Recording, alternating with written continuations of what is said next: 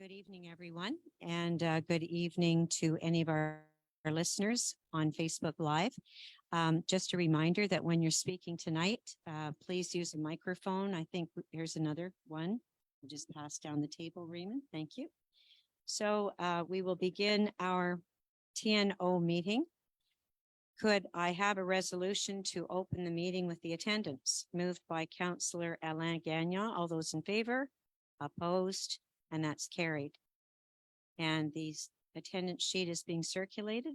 Please fill it out. Thank you. Just a reminder that this meeting is being recorded and with Facebook Live, and it will be placed on our MRC website by tomorrow. I'd like to read out the declaration of language of your choice. Je rappelle l'importance pour les membres du conseil régional et les autres participants à la séance de s'exprimer librement dans la langue de leur choix. Au besoin, il y aura la présence sur place d'une MRC pour assurer une traduction. I'd like to reiterate the importance for regional council members and other participants in the sitting to express themselves freely in the language of their choice. If necessary, a resource of the MRC will be available to ensure translation. And the statement of the warden, declaration of decorum. Nous sommes élus par les gens de Pontiac pour les représenter au mieux de nos capacités. Ils s'attendent à ce que nous menions nos réunions d'une manière professionnelle. J'écouterai très attentivement les débats et les discussions de cette réunion et si j'entends des paroles négatives ou des critiques à l'égard de quelqu'un d'autre, j'arrêterai la réunion et demanderai à cette personne de s'excuser. Je vous remercie. We are elected by the people of the Pontiac to represent them to the best of our ability. They expect us to conduct our meetings in a professional and business-like manner. I will be listening very carefully to the debate and discussion in this meeting, and if I hear any words of negativity or criticism of anyone else, I will stop the meeting and ask that person to apologize. Thank you. We'll now go to item 5, which is the reading and adoption of the agenda. We have some items to add to our public meeting agenda, but does anyone have anything they want to add to the TNO agenda? No? Oh, you'll move it. Okay. Thank you very much. Moved by Councillor Donnie Gagnon. All those in favor? Opposed? And that carries.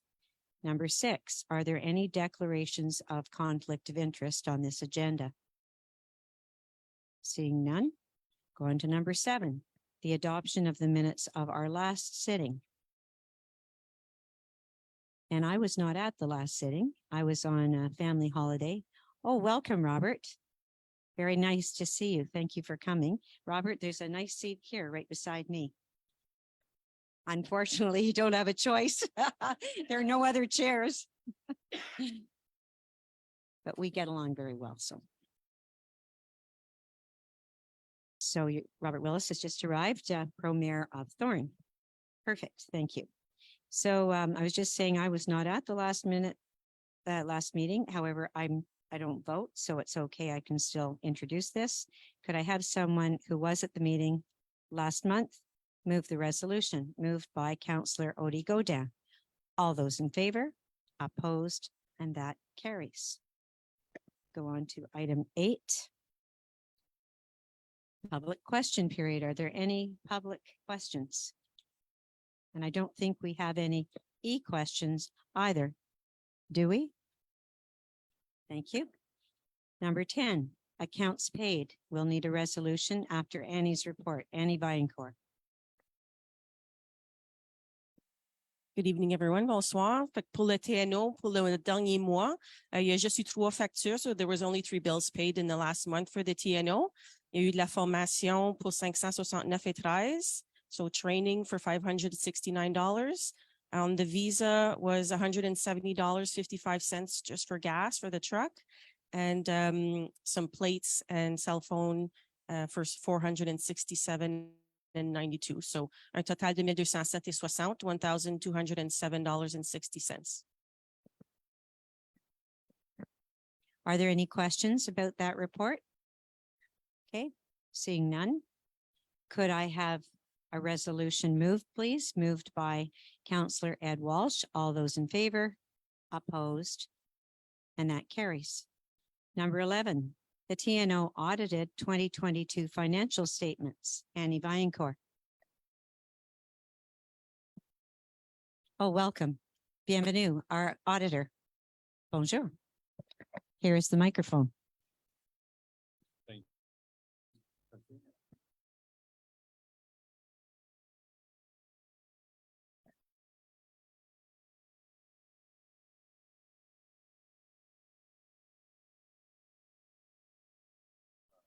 Voilà,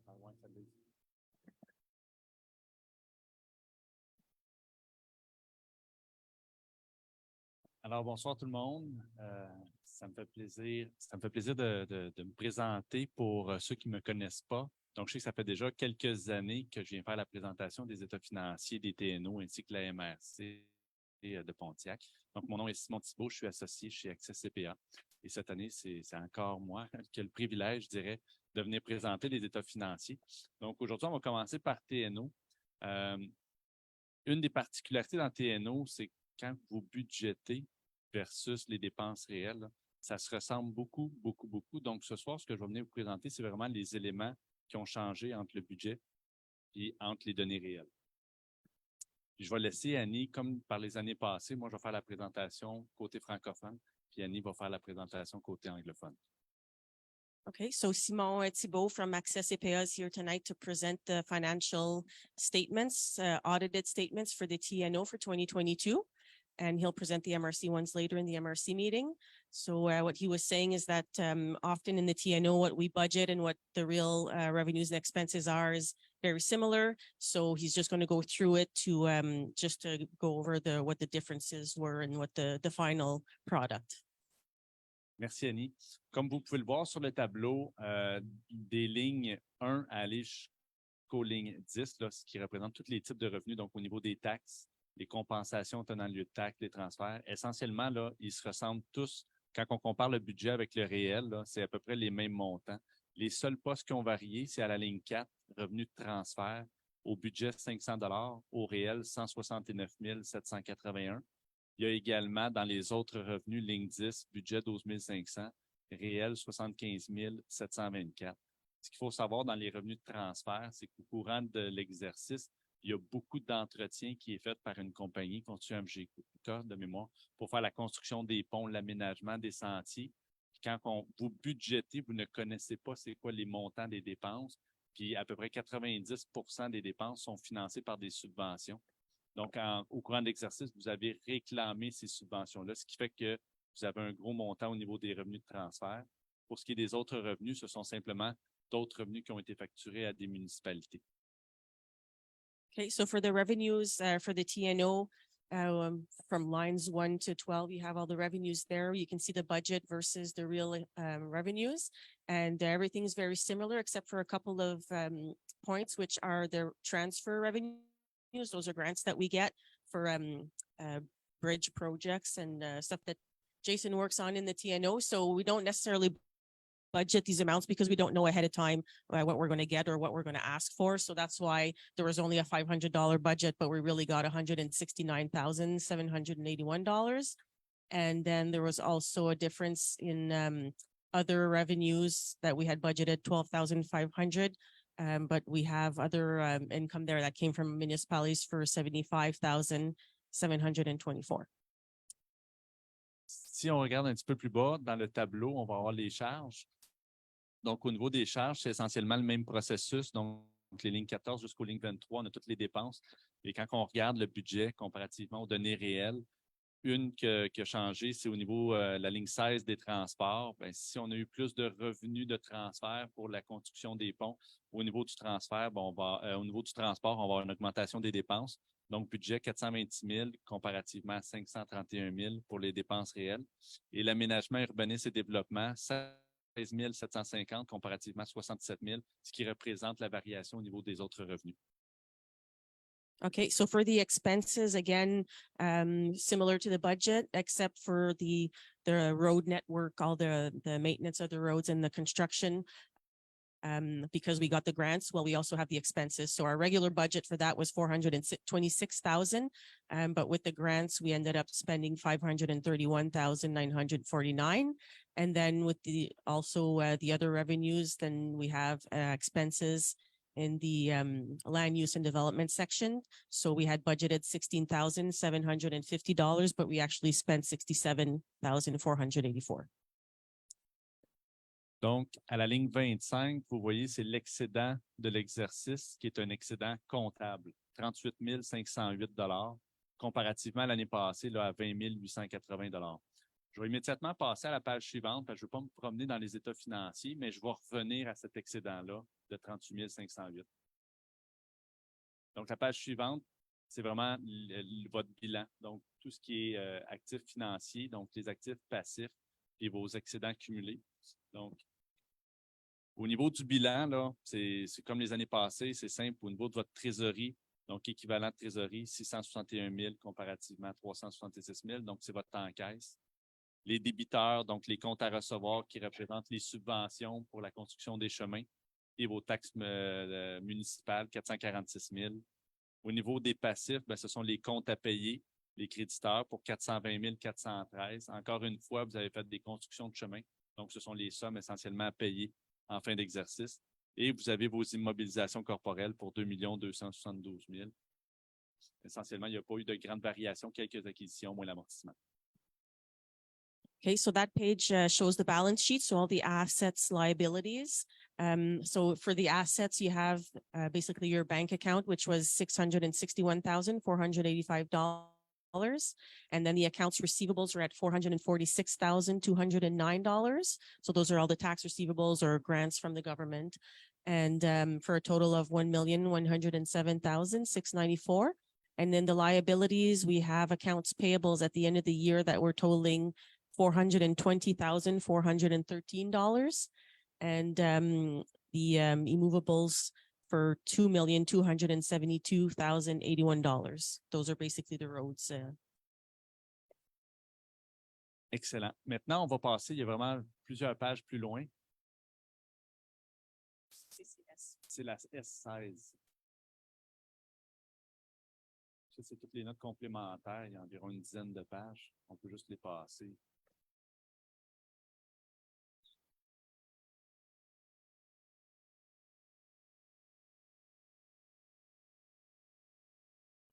La page, elle va être de côté, mais c'était juste pour vous montrer.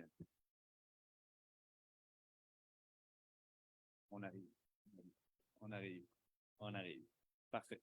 Donc, celle-ci, juste dans le bas de la page, à la ligne totale, si on descend, reste du côté droit, là, on voit le 38 508 de tantôt, je vous disais, ça, c'est le bénéfice comptable. Maintenant, on va, dans le bas de la page, 38 508. Donc, c'est le même état des résultats que je vous ai présenté précédemment. C'est juste qu'il est séparé à travers les activités de fonctionnement et d'investissement. Donc, si on va à la page suivante, c'est là qu'on fait le jeu de la conciliation des éléments fiscaux. Donc, on prend notre 38 508, qui est notre bénéfice comptable, et à ça, on vient rajouter notre amortissement. En fait, l'amortissement, c'est une dépense comptable, mais ce n'est pas une vraie dépense, donc de 107 165. Ensuite de ça, dans le bas du tableau, vous allez avoir vos activités d'investissement. Les activités d'investissement, en fait, c'est les immobilisations que vous avez achetées qui ont été financées par vos fonctionnements. Donc, si on cumule ces deux-là ensemble, ça nous fait notre conciliation des fins fiscales. Donc, la ligne 27, c'est votre ligne qui est la plus importante, qui est votre excédent de fonctionnement de l'exercice de 123 982. Okay, so here it's just showing how we start from the accounting number that we had of surplus for the year, $38,508. But then we have to make some plus and minuses to arrive to our actual surplus of the year. So we have to add the amortization because it's not an actual money coming out. So 107,165. And then we have to deduct the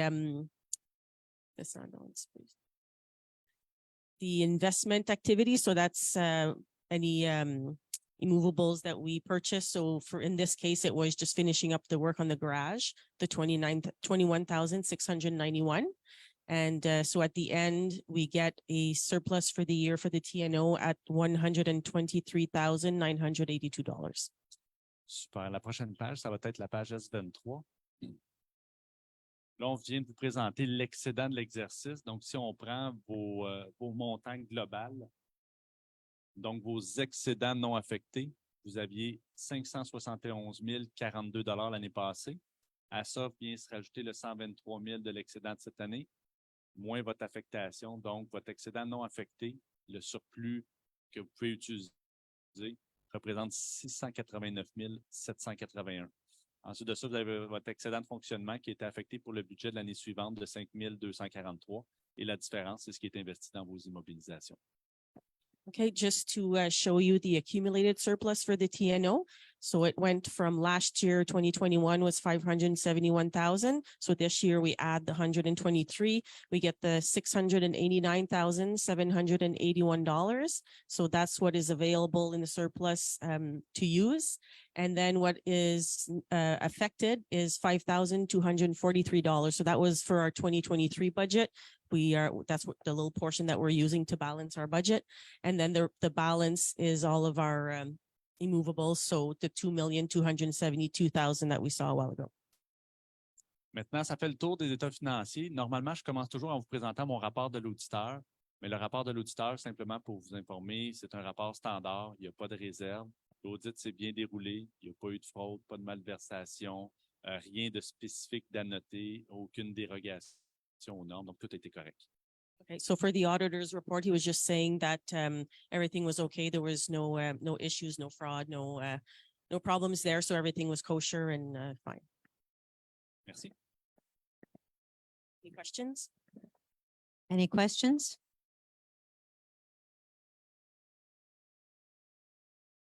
Well done. Thank you, Annie. Merci beaucoup. Right. Who would like to move this resolution to accept the audited statements? Moved by Councillor Alain Gagnon. All those in favor? Opposed? And that carries. Thank you.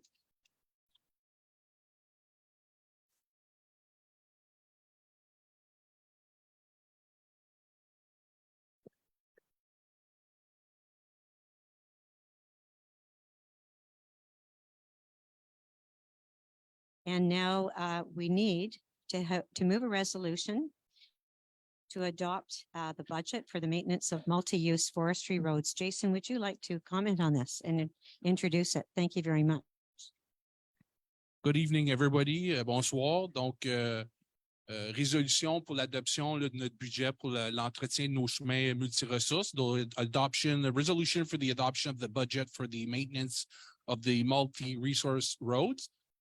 Just to remember, it's 375 kilometers. Donc, c'est notre réseau est équivalent à peu près 375 kilomètres de chemin qu'on entretient. So the budget for this year is $167,000, donc 167 000, qui est quand même une augmentation par rapport à l'année passée. This is actually to cover for the fuel increase mostly. However, we should have a bit more to do some more maintenance on our road network. Would like to maybe precise when the forest industry is in the area, we rather focus our work elsewhere on the territory, and it represent as well about three times that we'll do the grader on our roads. That's what represents mostly this budget. So, any questions, guys? Anybody? Thank you. Resolution, please. Résolution, s'il te plaît. Merci. Who would like to move this resolution? Moved by Councillor Doris Ranger. All those in favor? Opposed? And that carries. Excellent. And now could I please have a resolution to close the sitting of our TNO meeting? Moved by Councillor Brent Orr. All those in favor? Opposed? Carried. Hi, Doug. Did you want to say something? No, I was just watching myself on TV. I'm sorry. Oh, on CTV? Yeah. Excellent. How do you look? Pretty good? Yeah, good view from the back. Yeah. No, it's a good picture. Just while we're speaking to you, Colleen, is it possible for me to see Doug on the screen? No, I can't right now. I only see this room. Oh, I see. There you are. Yeah, it's because the agenda is on. Hi, Doug. Doug, we're all so proud of Repeat des Joachim and you. It was a major victory, a major accomplishment for you. And Jim Gibson was there as well, because I think he had always hoped to see it open while he was mayor. But you were the one cutting the ribbon today. We're so proud of you. And I did tell you, everybody who couldn't be there because of the flood and various other reasons, all sent their love to you and their congratulations. And the mayors that were there, who were Odie Godin and Bill McCleary and Lynn Cameron, and you, I think it was a great gathering. We also had 4 people from the MFFP. Andre Fortin was there, and Joanne Labate from Sophie Chattel's office. And there were about 21 employees all standing in the background, and residents, I think, of your town were there. But I want to. Yes, there was. Yep. Okay, so now you have a chance to talk about what you thought of today. Well, number one, Jane, we owe you a lot for this. You worked hard for this as well. I think you probably put more time in than Bill Gates did. But anyways, I think we owe a lot to you for what you've done. This could be really good if they can keep it going. We got to fight the Quebec government to make this happen. As it stands right now, there's enough lumber in the yard till August. But if they can't get back in the bush before June, July, then it'll be a backward move. So we need things to keep going forward. Yes, Yes, you're absolutely right. Oh, you got an echo. Just a minute.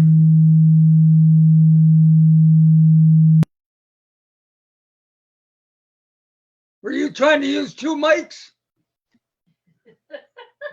No, while you were speaking to me, there was a message here and it said, you need to unmute yourself. So ignore that from now on. But no, Doug brings up a good point. We need, as a council, in let's say next month, we'll make it the priority to ask the Minister of Forestry to basically give back the 40% pine allocation that they cut from Bill Kane at Commonwealth Plywood. And the interesting thing that Bill Kane said today is he's been up there for 10 years not doing any cutting, but he still paid his GA every year, his guarantee approvisionnement. And that was about $200,000 a year. So he's been paying that, not being able to do any cutting. Fortunately, never turned the hydro off in his mill, kept it in good shape, and now has started it up and invested an additional over $1 million. So no government handouts for this, contrary to what some people have thought, no government money. This has been through the generosity, really, of Bill Kane. And he did admit to us today that he worked in that mill when he was 16 and 17, and he has a very soft spot for Rapide. And Doug, do you expect this is going to bring more business eventually, if all goes well, to Rapide? I think so, because they're looking at an expansion. They're looking at getting up over 100 employees, which means double what they're doing right now. I think it could bring back a restaurant, or it depends if there's somebody that's interested in investing. I think along with the government grants that are available, I think we could make this a sweet enough deal to bring some more people into the community and invest a little bit of money. Excellent. And just to state it so that I make sure this happens, those of us that came up to see you today in the van talked about the importance of establishing you as an isolated municipality, because Yeah, with that, I say that's a good thing to happen. Yes, the isolation. Oh, just a minute. We've just got a little bell going off. Oh, that's my clock. It's your clock. Yeah. You know what? Just telling me it's time to wake up. We're hearing it so well. We thought it was in the room. We thought it was Oh, the front door of the MRC. And then we oh, it's felt, right beside me. well, anyways, yes, because we believe that, well, it was, Odie, was this your first time to repeat today? No, you've been there before. Yes. How about you, Bill McCleary? First time. And I think it was Lynn Cameron's first time. So anyways, we know that you've had all kinds of challenges with emergency services, medical services, getting prescriptions filled, just many, many things. And despite it all, you never miss a meeting. You've got your downtown light committee. You've got a youth council member that never misses a meeting. And we want to help you. And I believe we can work with Andre Fortin and ask the government for this. And what it should do is just give you some services that you don't have. And I think Jim Gibson told me once, it actually gives you a bit of a tax break, which would be a great thing too for your residents. So Oh, for sure. we'll get working on that as well. Okay, we're going to go back to the agenda, but congratulations, Doug. And so great to Thanks very much. Okay. We all miss you down here, but you're still here with our for the next meeting as well. And so participate whenever you want to. Thank you. All right, we're going to now begin our public meeting. And I would like to open it with a resolution moved by Mayor Christine Francoeur. All those in favor, opposed, and that carries. And the attendance sheet has already gone around. Just an announcement that we are continuing to record this sitting on Facebook Live, which will be available by tomorrow on the website. The declaration use of the language of your choice. I'm speaking to the same audience. I will not read it again, but you know this means we can speak in French and English and that translation is available. The statement of the warden decorum. I'm not going to, Odie's shaking her head. I'm not going to read that again, but just the quick summary is, please behave yourselves. I'm joking, Colleen. I'm joking. Actually, it means, actually what the declaration of decorum for the warden really, the real translation is, take it easy on me. Okay. Number 5, the reading and adoption of the agenda. Could I have someone move that resolution? Moved by Mayor Odie Godin. All those in favor? Yes, thank you. Yes, I'm going to add 2 items. We're going to put them under announcements events. So 10A will be the announcements events where we go around the table and you each speak. B will be called next steps as a result of the ice storm. And then C will be to add about the flood in it. Yes, we're going to have Julian Gagnon give us an update. So we'll add that in. So Julian Gagnon and give you the opportunity to speak. If there's anything in particular that you would like to update us on about your own municipality. Are there any declarations of conflict of interest? None? You do have one? Yes, go ahead.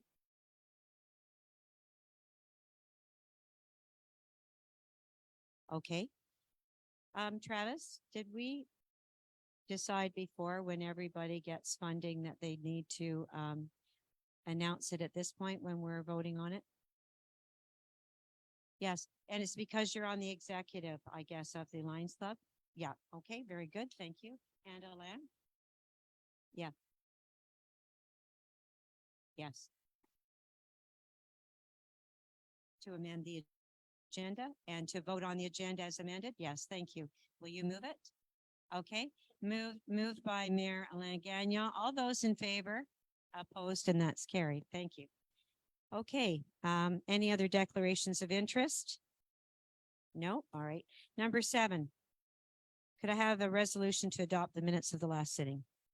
Moved by Mayor Odie Gagnon. All those in favor? Opposed, and that's carried. Warden's report.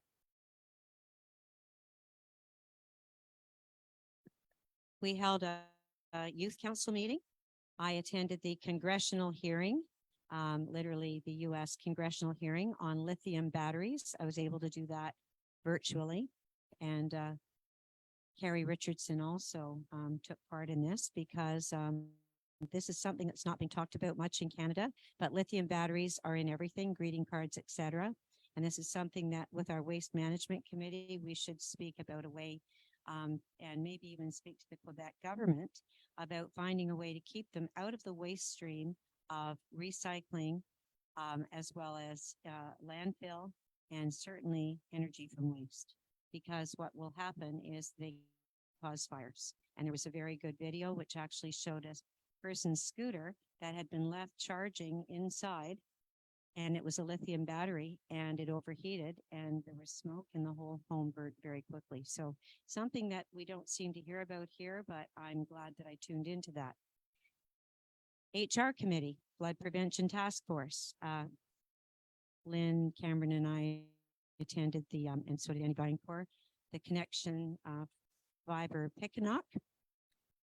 The Sontride came up and took a photo of a check presentation here, which was very good. I think it was over $7,000. I attended the Rassemblement for 3 days, which was the Indigenous meetings about economic development and how they would really like to partner with MRCs. The CPO, Evolution, had a meeting with them. And then, as we know, we had a follow-up presentation by Jeff Wright at our plenary. I did an interview with Gavin Sims from CBC, met with Prashant Pathak, who is an investor, Roma Govro from the sorting center, now called Villa Green, Trans-Colin AGA, Waste Management Committee, another flood prevention task force because we've been meeting every 2 weeks, met with Pascal Prue. I attended a Lonterelle event at the Downtown Cafe, had a meeting on solar with teams. We had our Lac à Paul in Bryson. Thank you to those of you who attended. Economic Development had a meeting with Guillaume and Kim Lesage for an update. Bristol presented the energy from waste to the council. Budget committee meeting, had a meeting with Ken Barabay. Went to Litchfield and presented energy from waste. Admin Regional MRC. This was at the Meredith Center last Friday with Dr. Aruda and Dr. Pinar, which was wonderful. And you'll be hearing more about this. I guess he's been appointed to go across the province, and they're very concerned about the state of health. And we know we're very concerned in the Pontiac. And it's a really amazing approach. It's involving everything from mental illness, addictions, nutrition, exercise, how our hospitals are being managed, the CLSCs. It's just an overall health strategy. So they're doing consultation right now. And I'm the warden on it, as well as Benoit Lozon. Emily Trudell gave us an update about the flood. I did a business town hall meeting that was well attended. I took notes, which I'm going to pass on to you at the plenary meeting. And then today we were at, and then investment committee. I met with Louis Campo, who is doing a thesis on a community forest for Pontiac. I attended the Good Friday service at St. Joseph's Manor. It was excellent. Hydro-Quebec, had a meeting with them.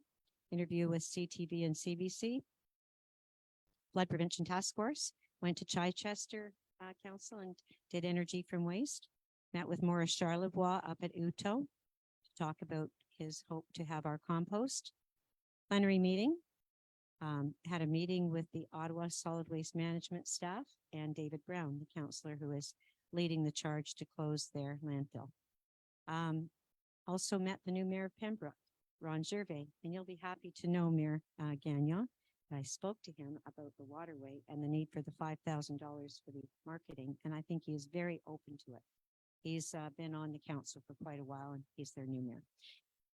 Finally, today, the grand opening of Rapide des Joachins, the mill with the ribbon cutting, and it was also great that the equity was there. Brett was there.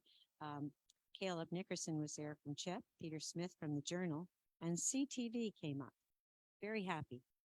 about that because their coverage goes all over the Ottawa Valley. And, you know, for the longest time, we talked about how all of the Ontario mills are still open, and other than Perrin-Lefebvre, our mills have not been. So nice for us to have some good news. Okay, any questions on my warden's report? Okay, thank you.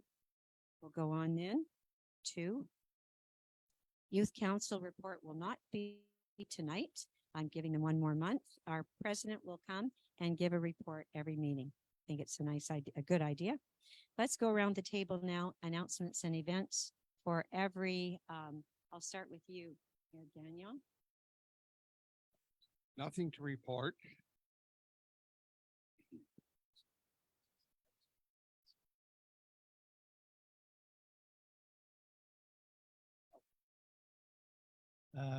We're nothing to report. So it doesn't matter. Mayor Doris from Shaneboro, and I as well have nothing to report, just lots of water. Jean-Louis Corriveau, Mayor from the island. Nothing to report, just filling some sandbag tomorrow. If somebody want to come, you're welcome. Thank you. Alien and Kaywood, nothing to report. Dead God and Waltham, nothing to report. Terry LaFleur from Otter Lake. We're taking the next 2 weeks off, so closed.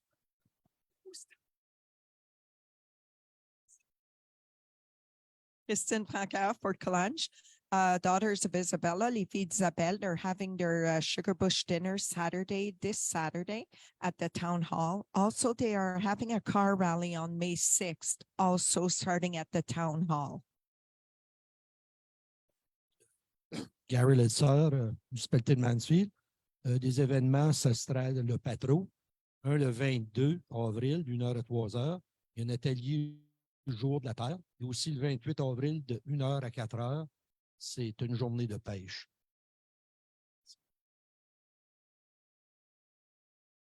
Other than Gary and Christine, you guys are boring.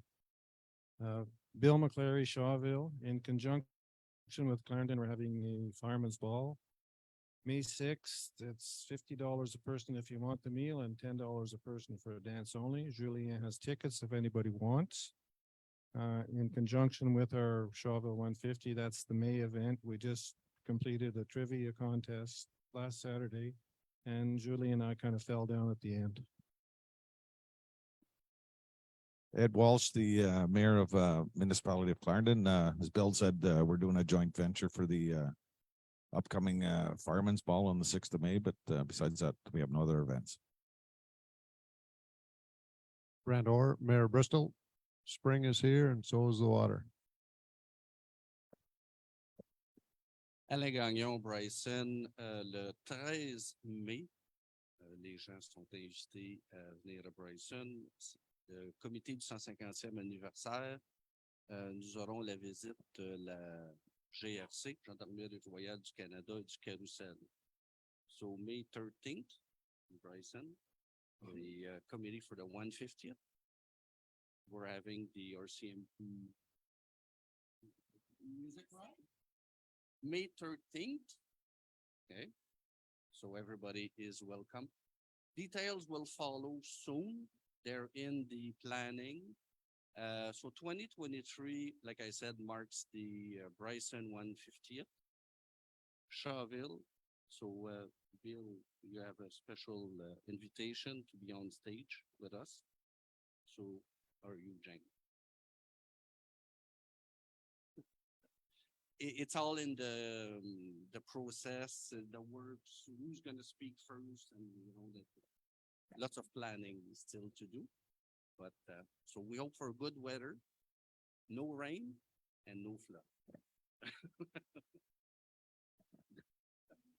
Colleen Larvier, Mayor of Leachfield. We just have a joint venture with Campbell's Bay for the Fireman's Ball on May 6th also. That's it. Same thing for Campbell's Bay. The Campbell's Bay Leachfield Fireman's Ball, May 6th, starts at 6 p.m. With a meal and dance afterwards. So everybody's welcome. Ticket at the RA Hall in Campbell's Bay. Tickets are available from the firemen themselves. firefighters. Robert Wills from Thorn. We don't have any particular events coming up, but I'd like to register our opposition to ice storms.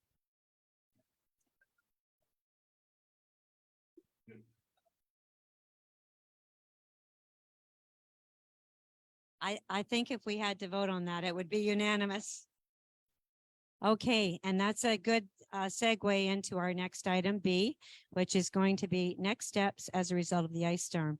We don't have a resolution tonight, but I just wanted to throw open to the floor just to review some of the quick things were that we need a meeting with Hydro-Quebec. I know Mayor Spence has held meetings from previous outages with Hydro-Quebec, but I think we need to have another one specifically on the ice. And the fact that I'm still hearing people 6 days without power and 7 days without power, too long. We also have talked as a group about the importance of better resources. Mayor Spence has brought this up, better allocation of resources so that we're kind of at the end of the line and would not be left to the end. And that Hydro One, which is so close to us with Ontario, they did eventually help, but they could have helped sooner. And looking at private contractors is another point that many of you have raised. Could be for landscaping, cutting foliage, but also maybe the electrical. We know that, well, Mr. Vickers has I guess, a private electrical business. Any other comments that anyone would like to add that would go towards a resolution for next month? Yes, Ed, have you got a mic? Just push the button so it's blue. Yeah, we just want to comment, and Julia can maybe back some of this up. But anyways, we had our fire commission meeting this week, and with regards to the ice storm and stuff like that, and all the power failures, when they were phoning Hydro, they turn around and tell the people to phone 911, and they're contacting the fire departments to go out. So it increased the amount of calls we had. So it increased the cost like to the municipalities for manpower and stuff like that. So we were just wondering if something like that can be tweaked or resolved or something like that. Like, I mean, we understand about the lines being down and the people want to report them and stuff like that, but it's going directly to the fire departments as opposed to the Hydro providing the manpower to cover those issues. Okay, very good. And if you could pass the mic to Mayor McCleary. Mayor McCleary had a good point about state of emergency. Yeah, I've read through the manual and I don't know what the criteria are to be able to declare that state. I would like a little bit of guidance on that. We weren't too bad in town because of the hospital. We got it back relatively quickly in most areas. And my other concern was the fact that Hydro, as you mentioned, didn't ask for help from Ontario or New Brunswick when it was offered. That's not forgivable. We could have been back in 3 days instead of 6. So that question needs to be answered. They lied to me during a public meeting and said that basically those crews had just been released on Sunday and they were on their way. Well, they were offered on Thursday and they said, no, we have enough. And I have that from a very reliable source in writing. Something needs to be done about that. Very good, exactly. I heard, I wasn't here in 1998, that when that ice storm hit, it was transmission lines as well as distribution lines. This time it was just distribution lines, and towers actually came down, and with much more damage, you all had power within 4 days. So no? Okay, that was what someone said. So it was still a long time, how many? Oh, 14. Okay. So forget that comment. Just something that I heard. But getting back to state of emergency, I think Bill McCleary's point is an excellent one. If you can have a state of emergency for flooding, which opens up the opportunity to receive funding and to, I think, help individual residents with out-of-pocket expenses and damage. Why could we not apply an ice storm is what your point was, I think. Hey, Bill, to see with state of emergency, would this allow some reimbursement? That's my belief, that you can apply for extra funding. And there was one transmission line down from the Wyman substation And apparently that was the reason the hospital was a little longer than normal being put back in service. Oh, interesting. Okay. Here, microphone, please.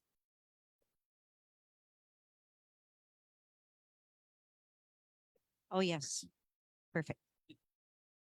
Good evening, everybody. So yes, on the subject of emergency response and declaring a state of emergency, what constitutes an emergency is anything essentially that perturbs the day-to-day functioning of the municipality. So it could be that from a resident's point of view, but it also could be from the municipal point of view, specifically if it affects your infrastructure. So I was going to talk about this in the next point for flooding, but this also applies to the ice storm. So the Ministry of Public Security will issue reimbursement for costs incurred in an event like that. The declaration of a state of emergency it's not a prerequisite to obtain the funding. So in 2019, some municipalities did declare it, some did not. They all obtained funding. The way the funding works from the Ministry of Public Security is that for the first $3 per resident, per municipality, those municipalities are on the hook for 100% of those expenses. So for example, if your municipality has 1,000 residents, $3,000, the first $3,000 spent is on the municipality. After that, the fourth and fifth dollar are reimbursed at 25%. So you incur 75% of that cost. This $4, $5, $6, and $7 is at 50%. And after that, every amount over that is either at 25 or 15%, depending on the size of your municipality. So if you have 1,000 residents or more, you pay 25% of those costs, so reimbursed for 75. If you have 1,000 or less, it is 15% that you incur, so they reimburse 85%. The smaller municipalities get a little bit more money because their cost per resident and the number of residents is dictated by the decree for, I think it's Mamash, I believe, has that information. So this is all relevant information for the upcoming potential spring flood. We have to make sure, obviously, we ask that all residents and municipalities keep every bill, every picture, make sure you keep everything so that when we do ask for reimbursement, we do obtain it. But every expense incurred that's outside of your day-to-day activities, even overtime for your employees, filling sandbags, even removing the sandbags after bill for even detouring a road, getting extra gravel, or any of those expenses that are extra are admissible. So keep that in mind, especially the essential infrastructure, water systems, sewer systems. We have to make sure those are, and all that emergency work, doesn't matter what the cost is, they will reimburse at those rates. So that's important to know. When Ed mentioned the fire department earlier, yes, if the fire department does get called to many calls like that, that is included. Of course, the first $3,000 is incurred by the municipality, but after that, you can apply for reimbursement. I invite anybody to contact Ministry of Public Security to do so, and it is per event. So unfortunately, we can't lump all the flood issues with the ice storm. They are two separate events, so you will have to open a second file if you do choose to go back to the ice storm from last week. So that is information, but I'll touch on. Any comments or questions? Otherwise, I'll keep Julian here and he can give us our update on the flood situation, which we're calling 10C. Go ahead. Yeah, so I've spoke to mostly all the municipalities in the MRC as recently as today. We have municipalities currently on flood watch, many of them. The municipality of Mansfield currently is the only municipality as of right now that has declared a state of emergency. Again, for their own reasons, they have many roads that are closed. The municipality of Alumet Island has also closed 5 roads, I believe. Waltham has 1. I believe the Black River Road is closed, and Bristol has 1, but not really in the sector that's responsible for the river. But again, everybody's on flood watch. So we invite all municipalities to ensure you communicate with public security, especially for this funding and the current water levels. So we had a meeting yesterday with the Ministry of Public Security, who had been in communication with the Ottawa River Regulation Planning Board, and they had estimated that our peak for this current period will be tomorrow morning in the wee hours. We're expecting another 10 centimeters or so on average across the county between now and tomorrow. I checked the most recent levels were at 4 p.m. So another 10 centimeters, after which it will stabilize. It may even come down a bit, but we're looking at the forecast for the next week, week and a half, and we're expecting a lot of rain late next week.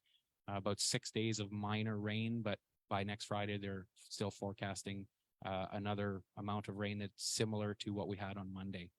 So keep that in mind. And of course, we don't necessarily watch the weather for up north, but that has a big impact because there's still snow up in the north. It's still part of the Ottawa River Basin. So, and we have to be vigilant.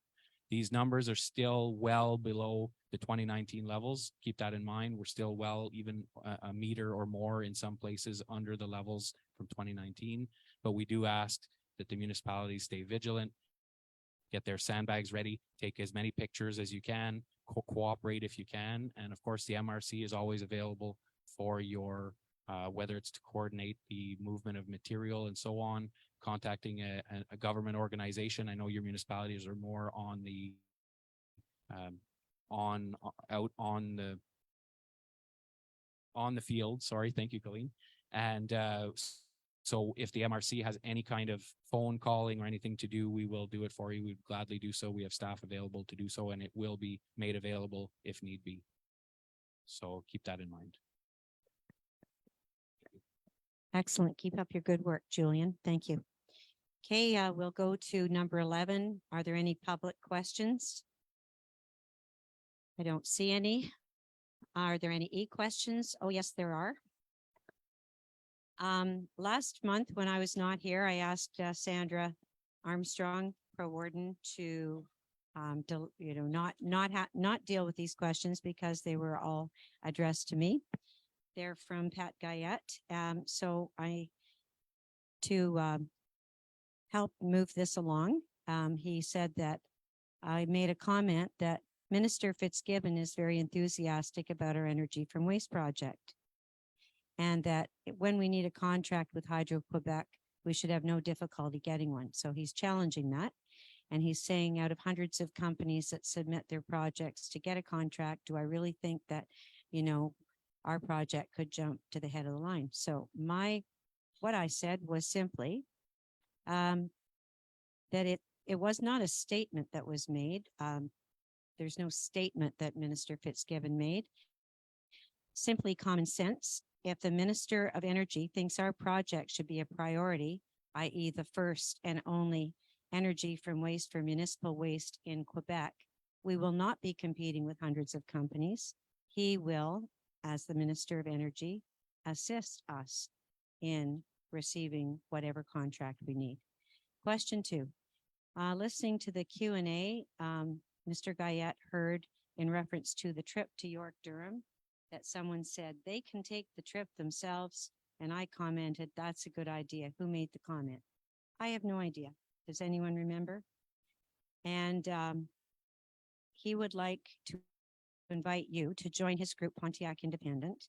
He said that it's evident that very little research has been done on energy from waste and that he would like to share his research. Well, I will correct that.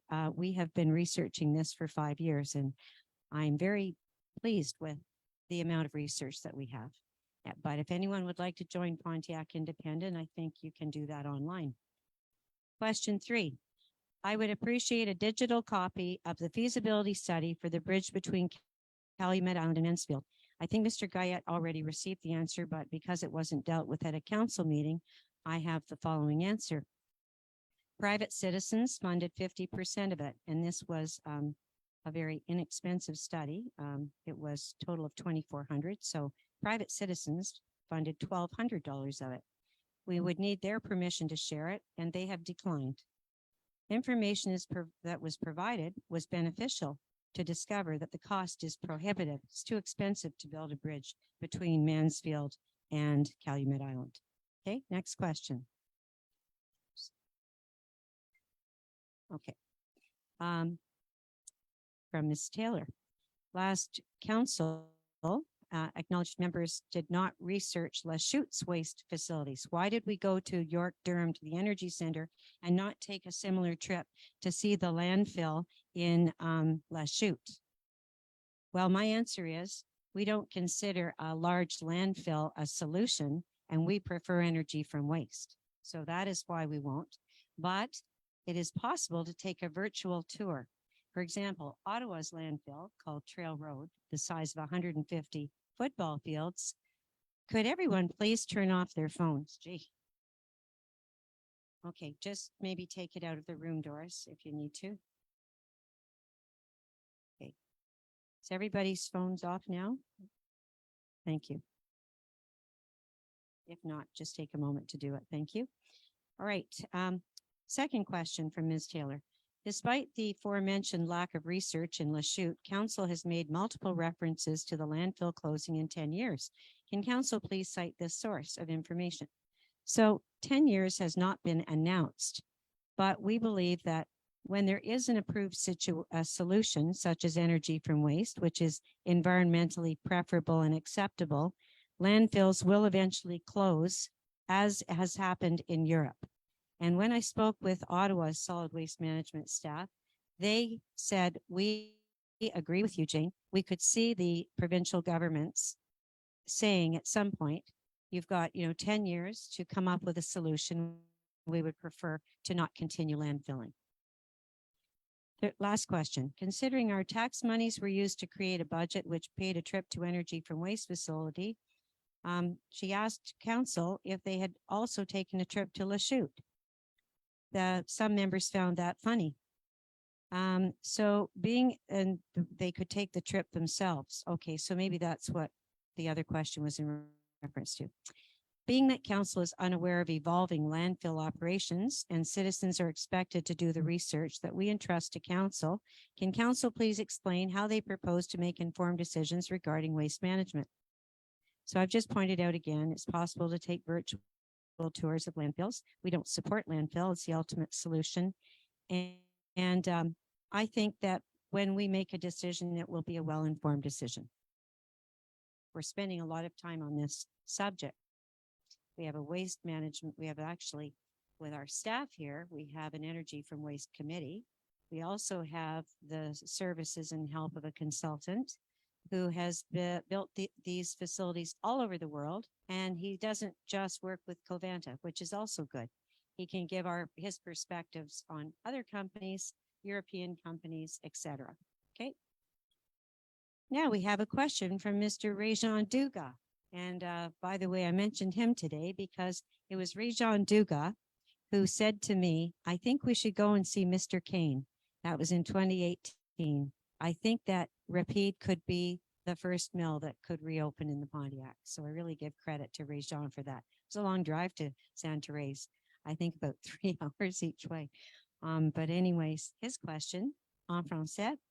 En cette période de crue printanière, est-il possible de regrouper l'information concernant l'état de situation des principales rivières en provenance de différentes sources telles que la sécurité civile, la commission de régulation de la rivière de l'Outaouais et en faire la mise à jour sur le site de la MRC? It's a good idea, Money Day. We know that we've got information every day, even from the Ottawa River Management Board. And I think that Réjean's point is that the MRC website should also have this information. And I think it could just be very easily. Any comment? You have been doing it? Oh, okay. Like recently or all along? Okay. Very good. So you're already doing this. Okay. So merci beaucoup, Réjean Duga. And finally, questions for Mr. Guyette for April. In December 2021, a feasibility study by Tourscope for the project of the LaFontaine Islands Park was mandated. And it recommended deeper analysis, technical, financial, social, environmental. Have these recommendations been looked into? And if so, have they been made public? And so the answer that actually came from Kim Lesage, who's on holiday, said, and Annie Vinecourt has helped, LaFontaine Islands Park Project, they have the most recent study. The next steps are undecided. I don't think the committee's had a meeting perhaps for a while. Is that correct? Yeah. So probably a time for a meeting. And the cost was $40,000, but it was mostly financed by a FAR grant. Question 2, Mayor Spence. This is the question about Rue Principal. Was this sent to you? I'll read it. If you'd like to answer it, you can. Otherwise, we can defer it for next month. Sorry to, so the firm Rue Principal was paid $33,000 for a project on Alumet Island. A final report was to be delivered before March 31st. Could you make that report public? And link to the report would be appreciated.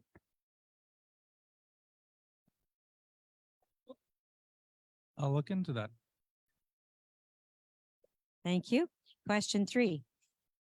Warden Toller and the Council of Mayors. On the monthly payment for the month of October, there is a line that's been blacked out, hiding the recipient of $4,100.49. This issue came up before, no detail to the ground to spend. You commented once the recipient was aware that the detail would be added. How can we have confidence in any administration and thinks that we're hiding public information, that this is unacceptable? Here's the answer. The blacked out name. It was a grant to a private business. We do not have the authority to name the businesses who receive grants and loans, even once the recipient receives the news. If the business wants to publicly announce that they were awarded funding, they can, but the MRC cannot announce it. Okay, and final question. Warden Toller, the MRC hired David Sear, a consultant whose mandate was to attract business to the region. How many businesses did establish themselves in the Pontiac from this project? What was the cost of this? Could the report be made public? Okay. So we hired David Sear through his consulting business in 2021. Total cost was $102,288 and was funded by an Investors Attraction FAR grant. Number of projects.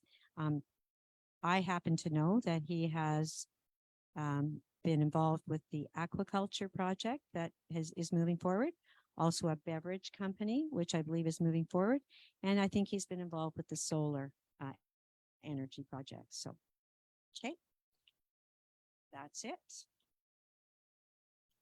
And so now we will go on to the rest of our agenda, general administration. We have 13.1, fees applicable to the process of sale of immovables for non-payment of taxes, year 3 of 3. We need a resolution. Travis, do you need to speak to this? Yes, of course. There was an agreement, as you all know. Good evening, everyone. Bonsoir.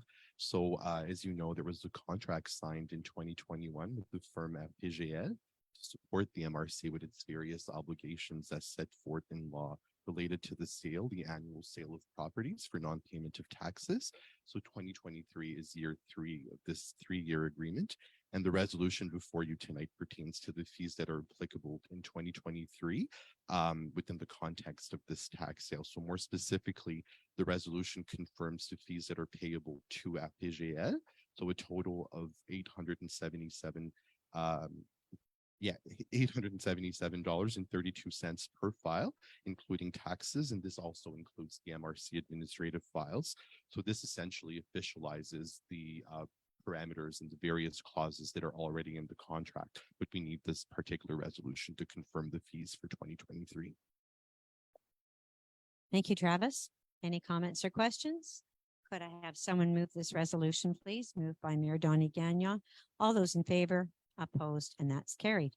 13.2, sale for taxes. Bryson and Litchfield do need to say something.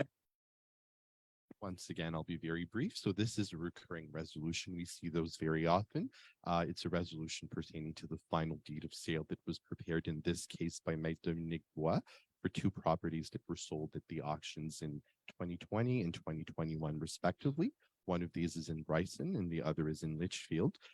So considering the role that the MRC has in the tax sale process, the MRC is essentially, as you know, a signatory to all of these deeds of sale. And the resolution here simply, as usual, authorizes Mr. Sage, the DG, and Ms. Toller, the warden, to sign the contract on behalf of the MRC. Thank you. Any comments? Moved by Mayor Odie Godin. All those in favor? Opposed? And that's carried. 13.3, financial support for public transit cost increases. A resolution, Travis? Thank you very much. So as I said earlier, I had a few resolutions. This one in particular pertains to a resolution that was initially adopted respectively by the MRCs of Matawini and Montcalm. So it's in essence, as the title basically states, a resolution which is aimed at requesting additional financial assistance from the government with regard to the increase in costs pertaining to public transit. Alors, comme je l'expliquais, une résolution en appui aux MRC de Matawini et de Montcalm, qui concerne essentiellement les hausses importantes au niveau du transport collectif, en raison de plusieurs facteurs, dont entre autres la hausse du coût de l'essence et le contexte actuel lié à l'inflation. Alors, une résolution qui demande simplement au gouvernement d'investir plus de sommes dans le transport collectif. Les détails sont disponibles dans le texte intégral de la résolution. Merci. Any questions or comments? Could I have someone move this? Moved by Pro-Mayor Robert Wills. All those in favor, opposed, and that carries. Go on to 13.4, bylaw requiring the payment of a fee upon filing an application for review of property assessment. This is just the notice of motion. And we don't vote on it. Do I need to have someone present it or move it? Take carriage of it? Who will do that? Okay, thank you very much. Mayor Colleen LaRiviere. And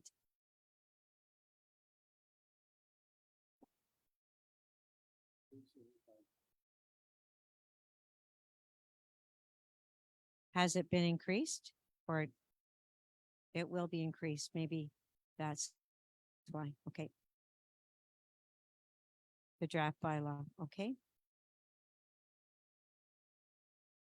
Okay. Very good. Thank you very much. 13.5, assessment. Equilibration of the assessment rule, resolution Annie Vinecourt.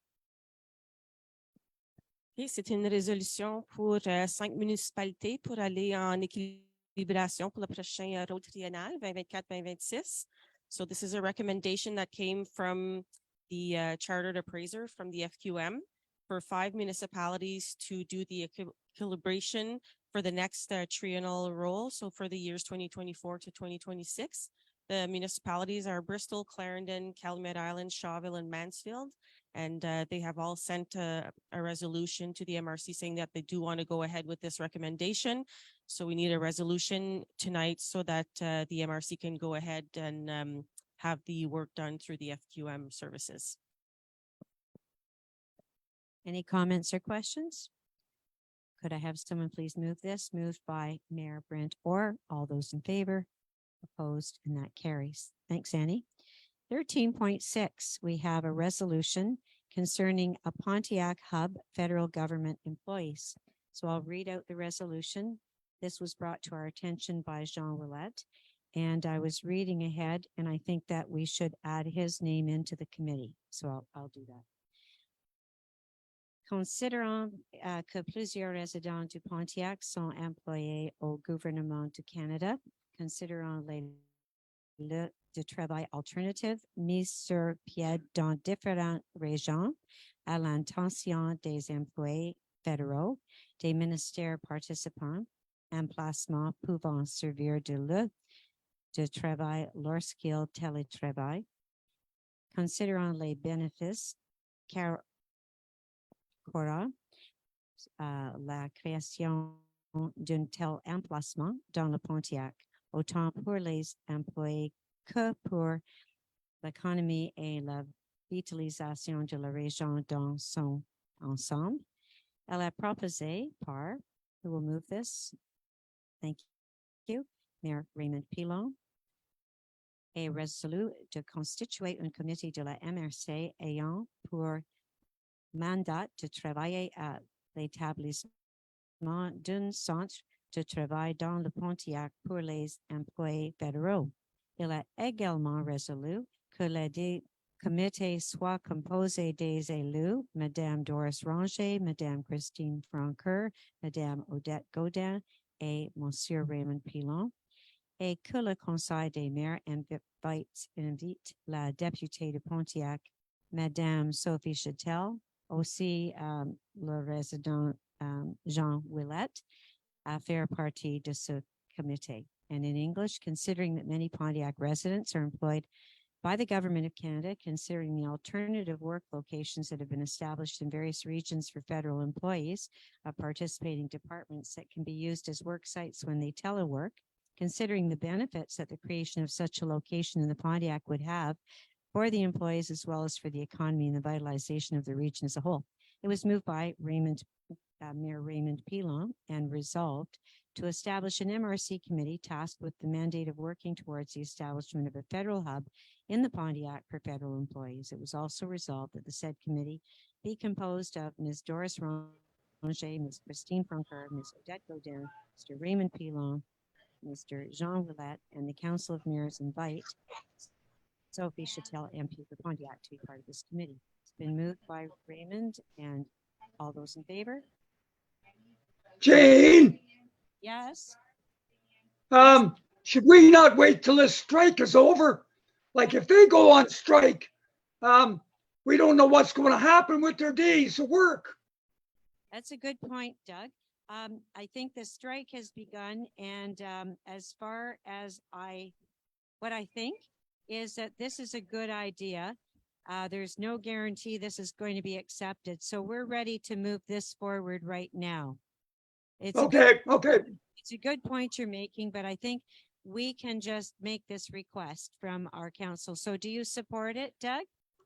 Yes, I do. Thank you. All right, so it's recorded as unanimous. Thank you very much. And next, we are now looking at 13.7, the evaluation of our Director General.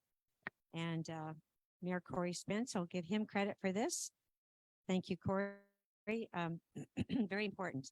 So the resolution, which actually has been crafted by Mayor Spence, I'm going to let you read it.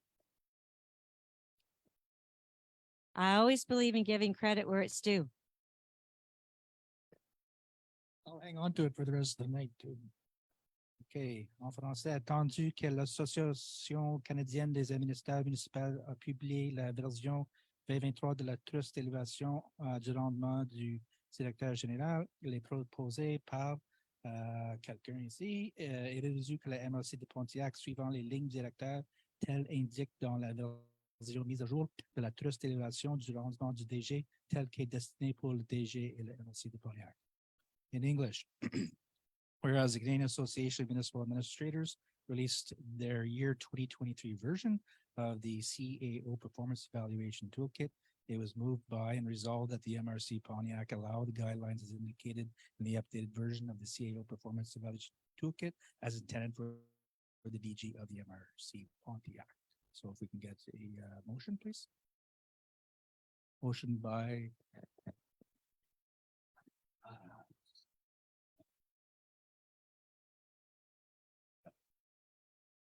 Well, no, I hadn't been very clear when the microphone was coming back. And listen, it's out of habit. He does chair meetings in Little Calumet, so, but I've got it back. All right. Okay, so moved by Mayor Terry Liffler. All those in favor, oppose, and that carries. And thank you very much, Mayor Spence. Okay, we'll move on to 13.8, transportation project, a support transportation project proposed by Videotron Limited for the MRC Pontiac, and Guillaume Boudreau, our Director of Economic Development, will present this. So Videotron wants to submit a request for funding to CRTC to extend and improve some transmission lines for the network.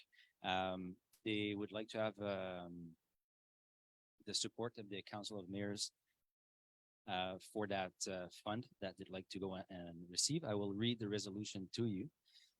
Considering the intent of Videotron Limited to submit a funding application to the CRTC for the construction and upgrade of the transmission network in the MRC Pontiac, considering that this will allow for additional fiber diversity and resilience for all existing telecommunication infrastructures in the region with an alternative fiber path. It is proposed by and resolved that the Council of Mayors of the MRC Pontiac support the approach of Vidéotron Limité and express its support to the organization with regard to the proposed transmission project for the MRC Pontiac. Thank you very much, Guillaume. Any questions or comments on that? Okay, it was moved by Mayor Odette Gaudin. All those in favor? Opposed, and that carries. Then, thank you, Guillaume. Now we go on to finances. 14.1 financial report, a resolution, Annie Biancourt. Okay, so this will just be for the regular financial report for the month. The accounts receivables are at $1,622,512. We have a list of bills to pay for $163,234.57. We have all our regular assessment bills in there that we pay monthly to FQM and to Expertise Immobilière for the inspections. And we have a list of payments that we made in the last month totaling $228,285.98. In there was a grant received from the MTQ that was for Transport Action. So that was $118,535. We also had some culture funds that we paid to the Association of Artists and Art Experts. We had some FRR 2, 3, and 4 grants that also went out, and some regular monthly bills like phones and hydro curator.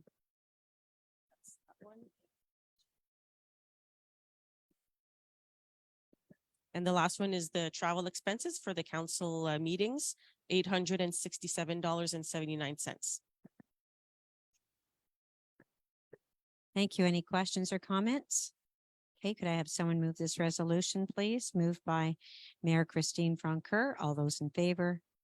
Opposed, and that carries.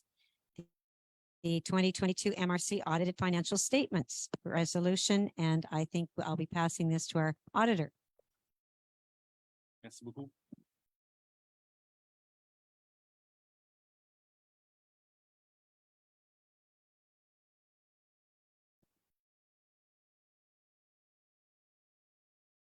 Donc, si vous me le permettez, on va poursuivre sur le même processus que tantôt. Donc, on va y aller en rafale, on va présenter l'état des résultats, ensuite de ça, le bilan, puis on va passer à la conciliation des fins fiscales. C'est sûr que TNO et MRC, c'est légèrement différent.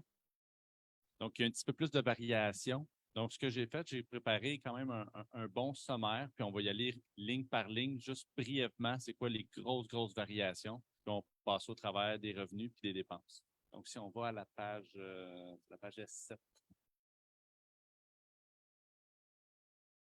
Exactement là. Donc, au niveau des revenus, si on regarde à la ligne 13, vous allez avoir un budget de 8 663 000 et les données réelles pour l'exercice, 9 689 000. Donc, les grosses variations à la ligne 4, au niveau des transferts, il y a 157 000 de variation. Ce qu'il faut savoir dans vos transferts, ce sont essentiellement les subventions en lien avec le FRR, le FDT, l'AEQ, le transport, la SHQ, le PADF, la COVID, l'entretien, PJJ. Donc, dès qu'il y a un revenu, c'est parce qu'il y a une dépense équivalente. Donc, même si ça fluctue à la hausse, mais ça veut simplement dire que les dépenses aussi ont augmenté.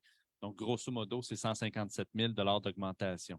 Au niveau des services rendus, une variation de 90 000 principalement causée par la SAQ pour 28 000, des frais de vente pour taxes pour 21 000, et des augmentations des autres revenus divers pour 31 000. Au niveau de l'imposition de droit, variation de 348 000, 100% attribuable au baux de villégiature.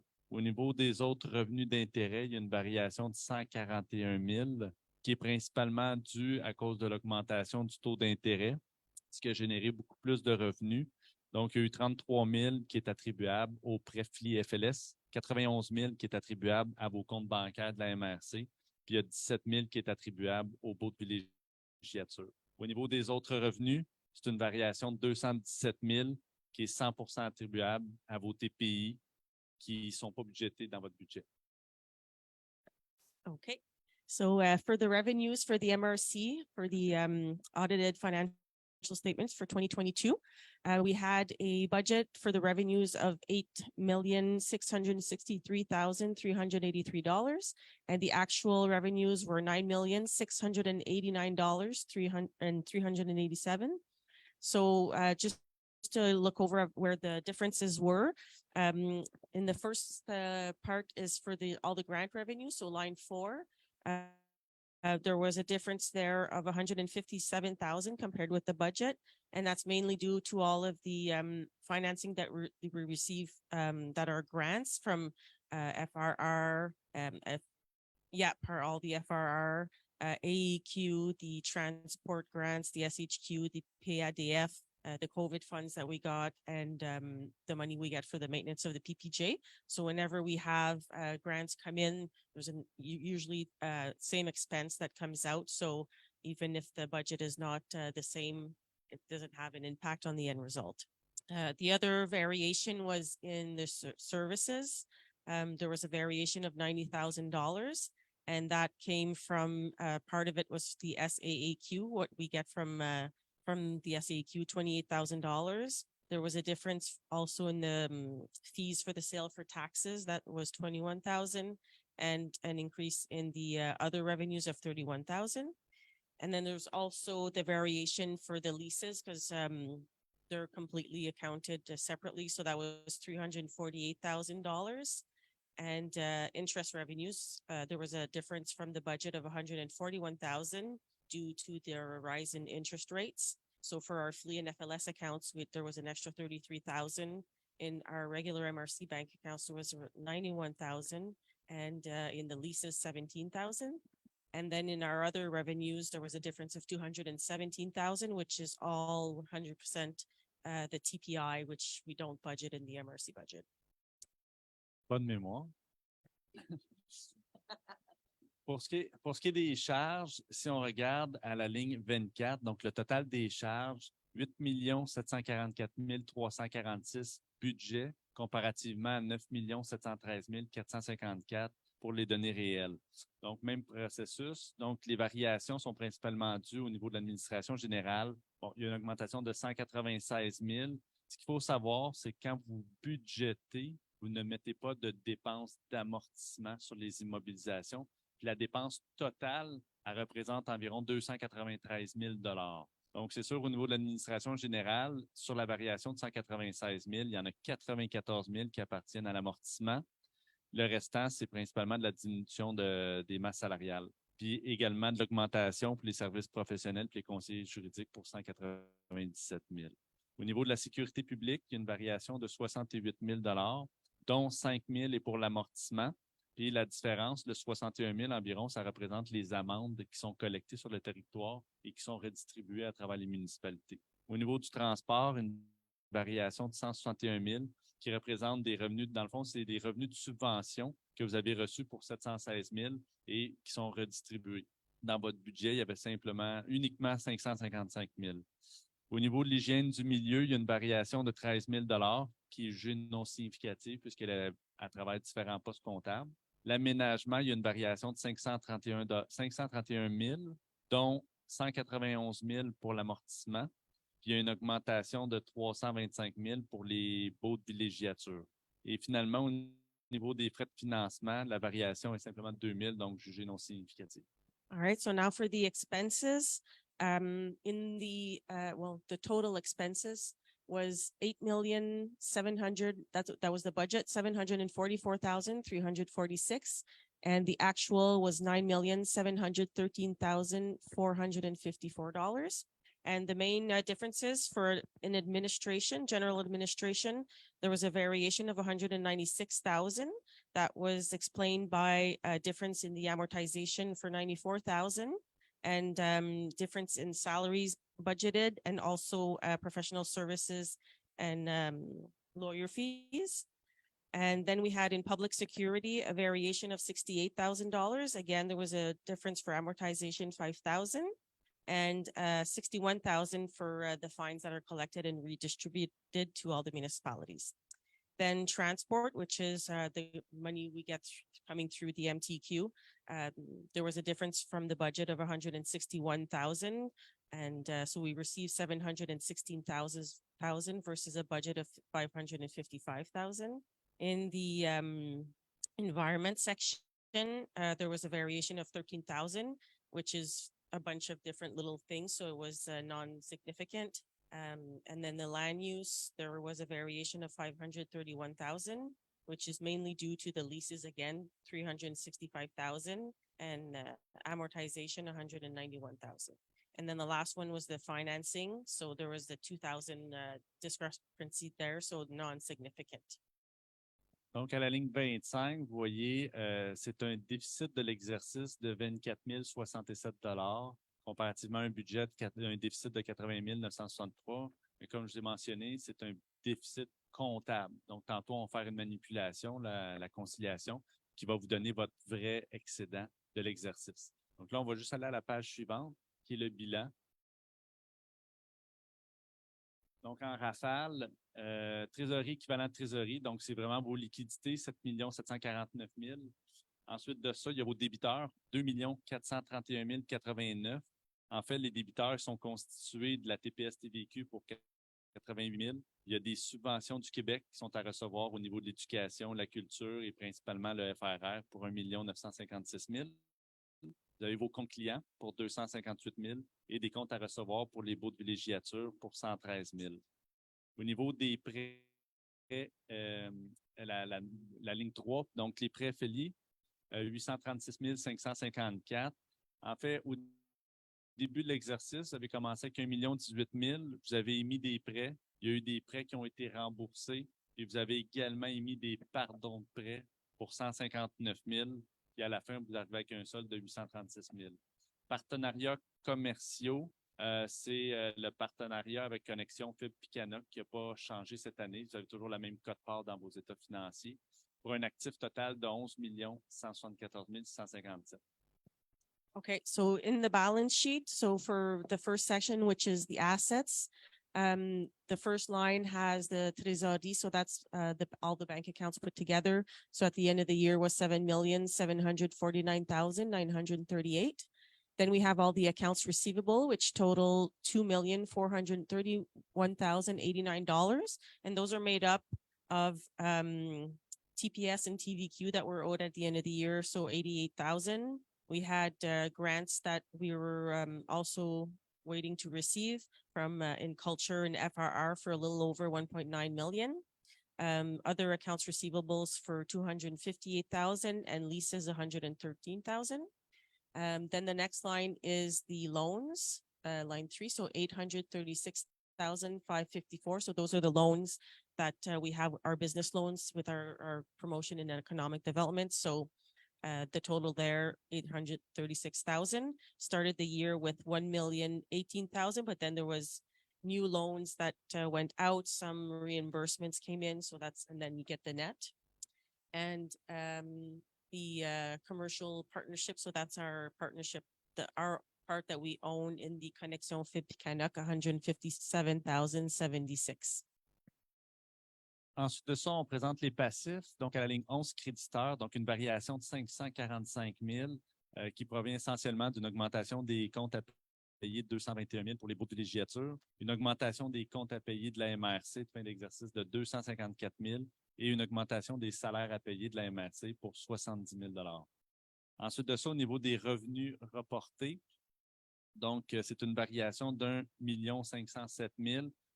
Normalement, la manière que ça fonctionne, les revenus reportés, dès que vous recevez des subventions, les subventions dans la totalité sont comptabilisées en augmentation des revenus reportés.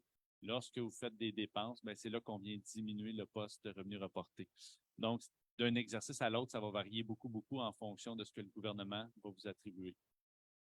Ensuite de ça, au niveau de la dette à long terme, donc la dette à long terme, ligne 13, 2 758 000. Donc, il y a une variation de 381 000. Il y a eu 56 500 qui est pour votre remboursement de votre dette et les pardons de prêt qui ont été octroyés pour 326 530. C'est ça qui a fait fluctuer la dette à long terme. Finalement, les immobilisations ont varié pour 114 000. Donc, il y a eu des acquisitions pour 180 039 $. l'amortissement de 293 000, ce qui donne le solde à la fin de 5 75 000. Okay, so for the second part of the balance sheet, you have the liabilities. So just to look at the total here was 10,961,388.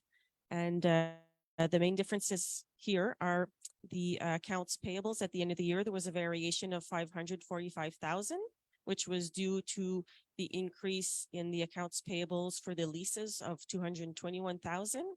There was an increase in the regular accounts payables of 254,000, and the rest of the difference was salaries for 70,000. Then we have all our accrued revenues. So the variation there was 1.5 million. So again, this is all related to the grants that we receive that we always put aside in the balance sheet. And then once we actually spend them, we have a revenue and an expense. So for the FAR, the FRR, TPI, leases, PADF, and many more. Then you have the long-term debt.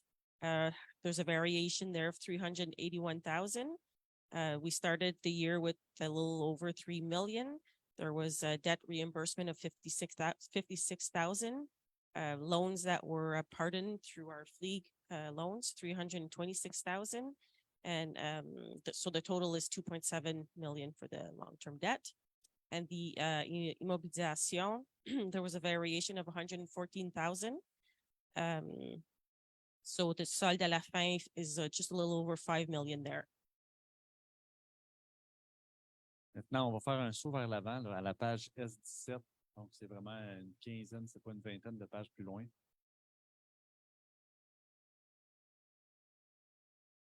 Oh. On recule un petit peu. Encore un petit peu. Et voilà, on va aller en haut de la page. Parfait.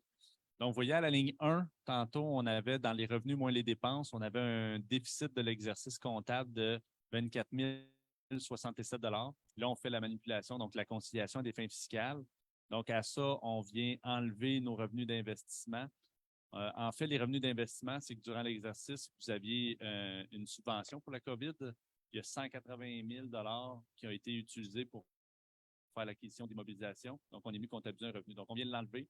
Ensuite de ça, on vient rajouter l'amortissement de 293 234, compte tenu que ce n'est pas une dépense fiscale.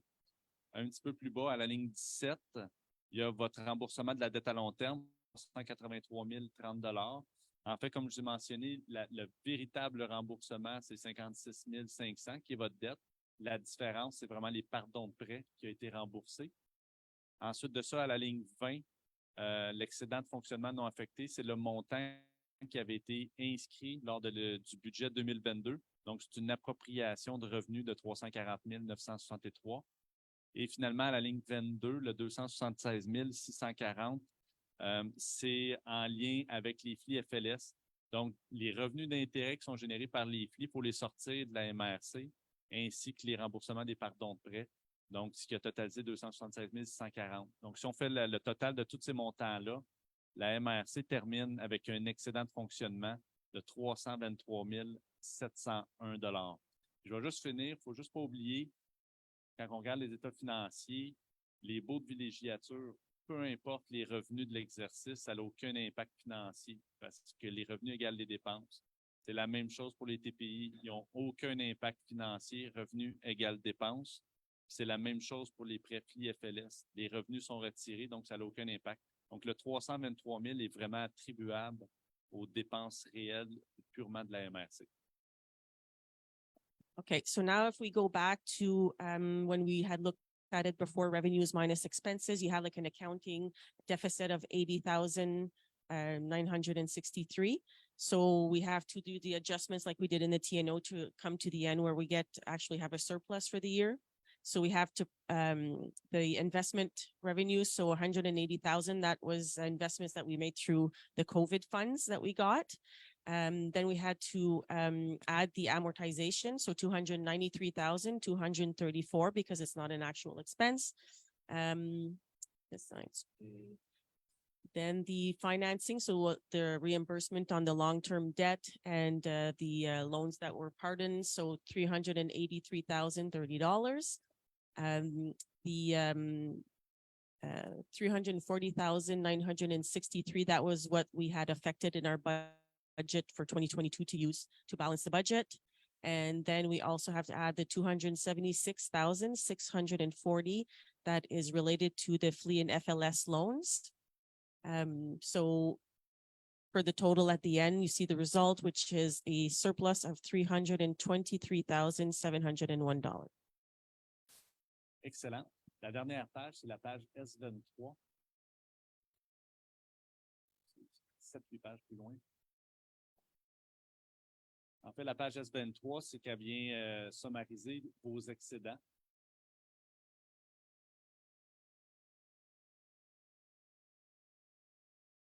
Exact, c'est celle-là.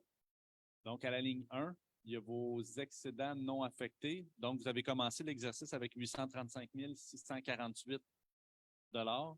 À ça, il y a l'excédent de l'exercice qu'on vient de voir de 323 701. Et il y a, avec les nouvelles règles du gouvernement, il y a l'affectation pour les élections de 2025. Donc, c'est 20 000 qui ont été mis de côté, ce qui donne un solde à la fin d'un actif, un excédent de fonctionnement non affecté de 1 139 348. Par la suite, à la ligne 2, les excédents de fonctionnement affectés, 44 582. Ils sont, on les voit un petit peu plus bas sur la page, là, entre les lignes 12 à 15. Donc, essentiellement, ce sont à peu près les mêmes projets que l'année passée, le l'Oiseau Rock, autres, puis il y a la nouvelle rubrique là, au niveau des élections 2025. Ensuite de ça, à la ligne 3, réserve financière et fonds réservés pour 898 219. C'est l'argent qui appartient dans les comptes de banque des FLI, FLS et PAU-PME. Dépenses constatées à taxer ou à pourvoir, 1 913 607. En fait, ce sont les dettes à long terme qui sont attitrées directement à vos profits. Donc, quand le gouvernement il va dire maintenant vous devez me rembourser, bien, ça représente le 1 913 607 $. Et finalement, la différence à la ligne 6, le 5 217 000, ben, c'est ce qui est inscrit dans vos immobilisations. All right, so now just to explain the accumulated surplus for the MRC. We started the year with 835,648. So to that, we have to add this new surplus for 2022 of 323,000. So now our surplus will be back up to 1,139,348, and that is the available surplus. We also have a small amount of $44,582. That is a reserve surplus for a couple of projects. One of them being 20,000 for the next election, 2025, that we have to reserve. Then we have a reserve fund due to the loans, $898,219.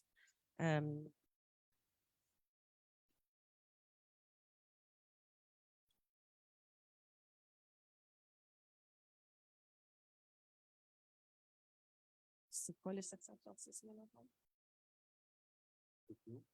J'ai oublié. On l'a calé. OK, c'est les prêts, ça. Ouais, le 898. Yes, and then, yeah, the loans, 898. So, je parle du Ben, ouais, le yes, here we go. Yeah, so the investment, the movables for 5,217,768. Finalement, je vais terminer avec mon rapport de l'auditeur.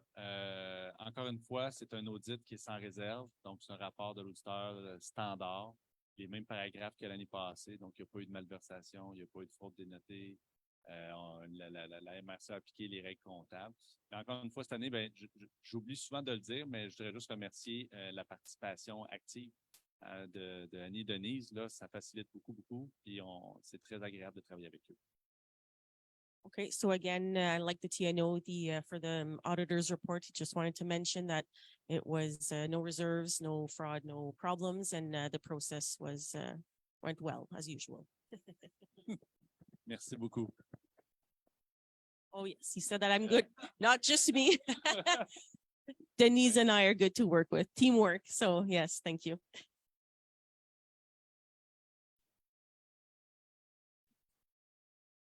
Any comments or questions? Okay, could I have someone move this resolution, please? Moved by Mayor Corey Spence. All those in favor, opposed, and that carries. Thank you very much. And again, merci beaucoup. We go back to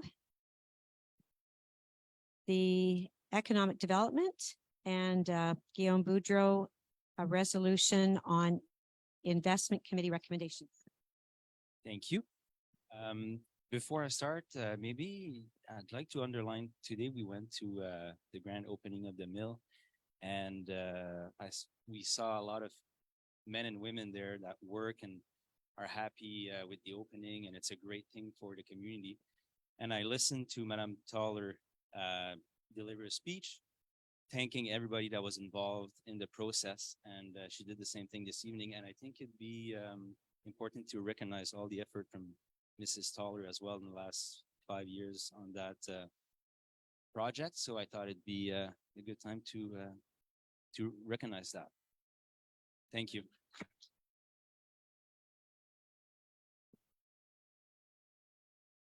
Thanks. 15.1. Resolution, please, for recommendation from the investment committee. I will go with this. It is 3 different recommendations, all into one resolution.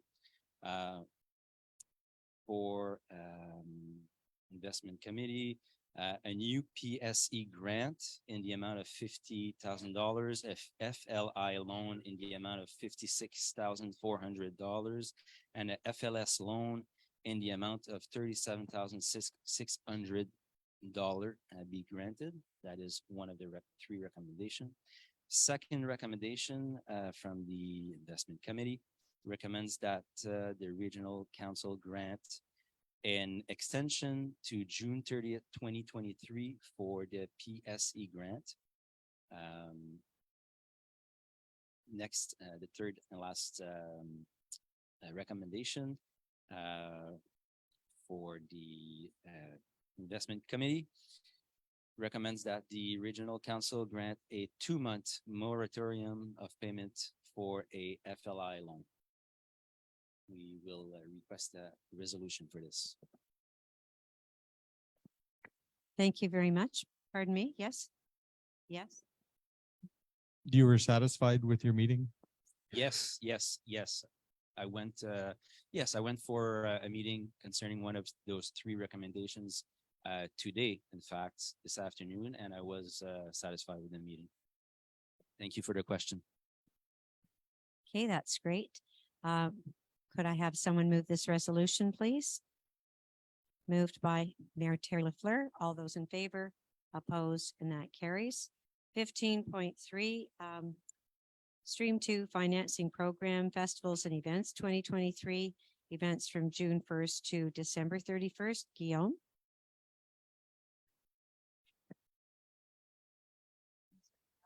Right. 15.2 is the request for sponsorship to Les Bourses du Pontiac 2022 to 2023. Thank you. Pontiac School Scholarship is looking to offer scholarship to Pontiac youth. Last year, the MRC Pontiac offered a $1,000 scholarship from the donation and sponsorship fund. That fund is no longer available, but we still want to support our youth in their post-secondary studies. By offering this amount, we have the option to define the terms for the student who receives the scholarship offered by the MRC Pontiac. The economic development team proposes that we invest $500 from the tourism budget as well as $500 from the Sport et Loisirs budget to be able to create a scholarship for $1,000 for a student who is pursuing their studies in the field of hospitality, tourism, outdoors activities, sports, leisure. And I will read the resolution. Here. Considering the recommendation of the Economic Development Department, considering the source of the funds to be used, it is proposed that a sponsorship of $1,000 be granted to the Pontiac scholarships for the awarding of a scholarship to a Pontiac youth. It is further proposed and resolves that the scholarship be awarded to a student who is pursuing their studies in a field of hospitality, tourism, outdoor activities, and sports. Thank you. Thank you, Guillaume. Could someone move this resolution? Moved by Pro Mayor Gary Ladisler. All those in favor? Opposed, and that carries.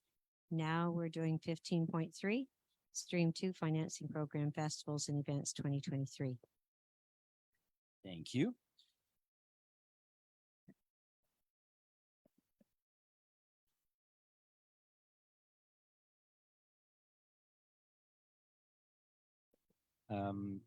In regards to the festival and event fund, we accepted application between February 22nd and April 4th of this year, 2023, for events that will take place between June 1st and December 31st of this year, 2023. Following our applications that we received and the funding recommendations. For the Stream 1, local events or festivals, max reserve of $2,000.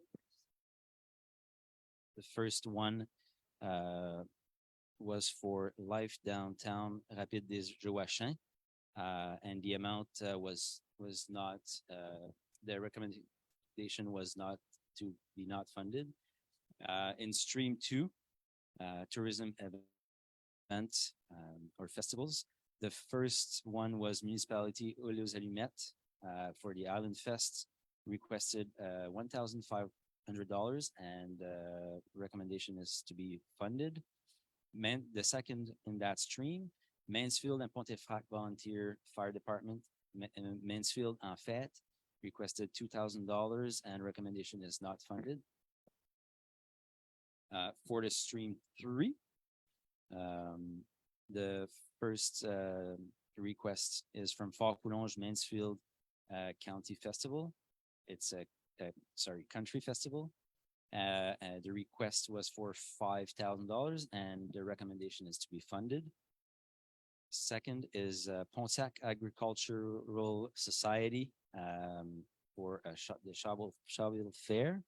Requested $5,000, and the recommendation is funded. Number 3 is Chaville Lions Club Inc. for Chaville Lions Country Jamboree. Request was $5,000, and recommendation is funded. Total amount available for distribution in 2023 was $20,000. Total amount allocated to the first call was $16,500. Remaining is $3,500. And we would like a resolution to allocate these funds. Who would like to move this? Moved by Mayor Colleen LaRiviere. All those in favor? Opposed, and that carries. And your final 15.4 Renewable Energy MRC Committee, Guillaume. Just on 15.3, il y en a deux qui sont pas retenus, c'est parce qu'ils ne rencontrent pas les critères. Exactement. Donc, il y avait une grille d'évaluation. OK. Et puis, les critères permettaient de faire l'évaluation des projets avec un système de pointage. Et puis, j'aimerais souligner aussi là, que les membres de l'équipe ont offert un support là, aux demandeurs là, à travers ce processus-là. C'est bien, merci. Merci beaucoup. 15.4.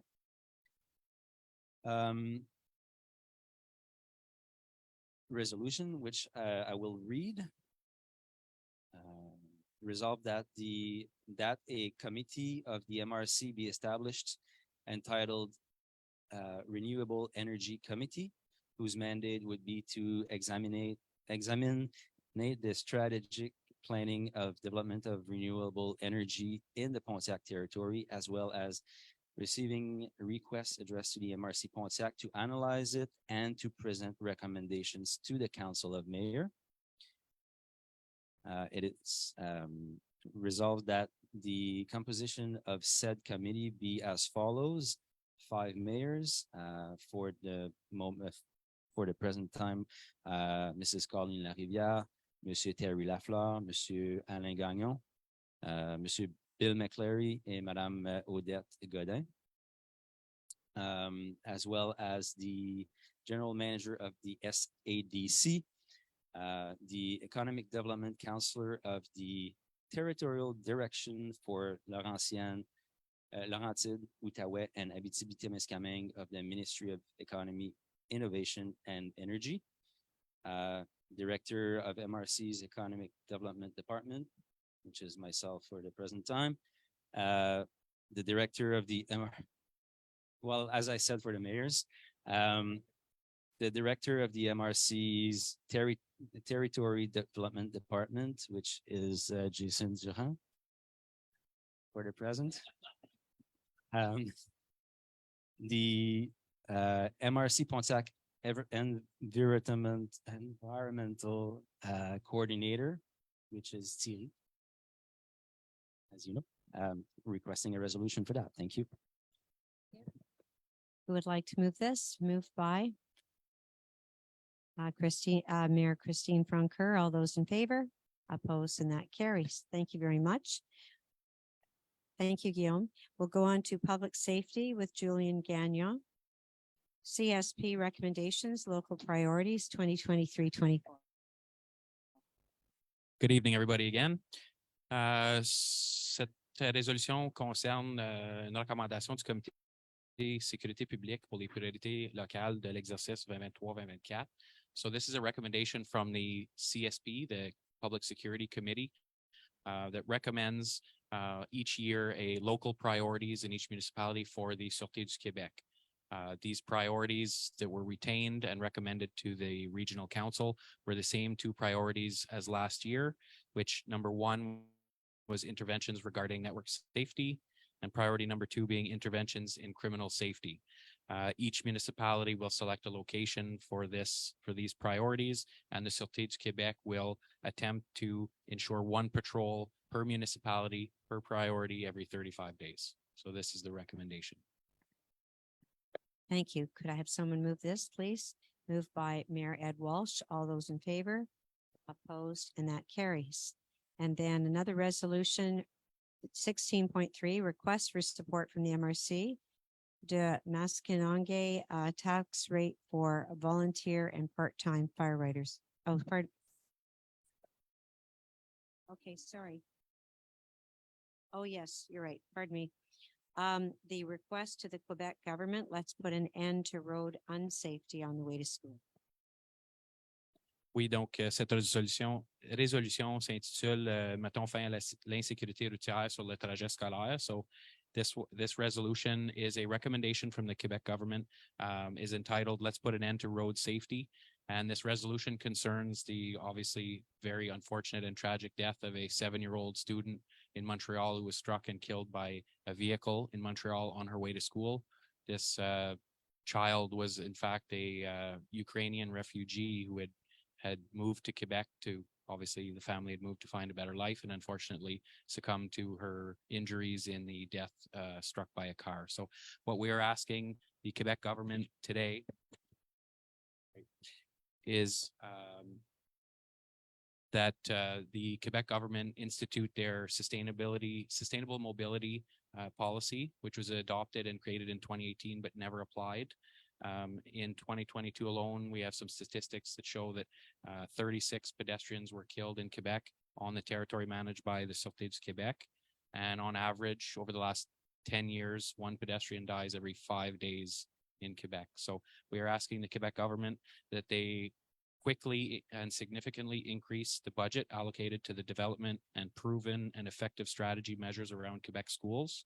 And the MRC is asking the government to review its process for accompanying municipalities in order to submit requests in this regard. So we would like them to implement a road safety strategy, including crosswalks and every other measure possible to ensure the safety of the students near schools. Thank you. Who would like to move this? Moved by Mayor Donnie Gagnon. All those in favor? Unanimous. Thank you. 16.3. Request for support from the MRC, de Maskinonge tax rate for volunteer and part-time firefighters. Julian. Yes, so a resolution received from MRC Masquinongé in regards to the difficulty of retaining and recruiting volunteer or part-time firefighters in our communities. It's been an ongoing struggle for the last few years.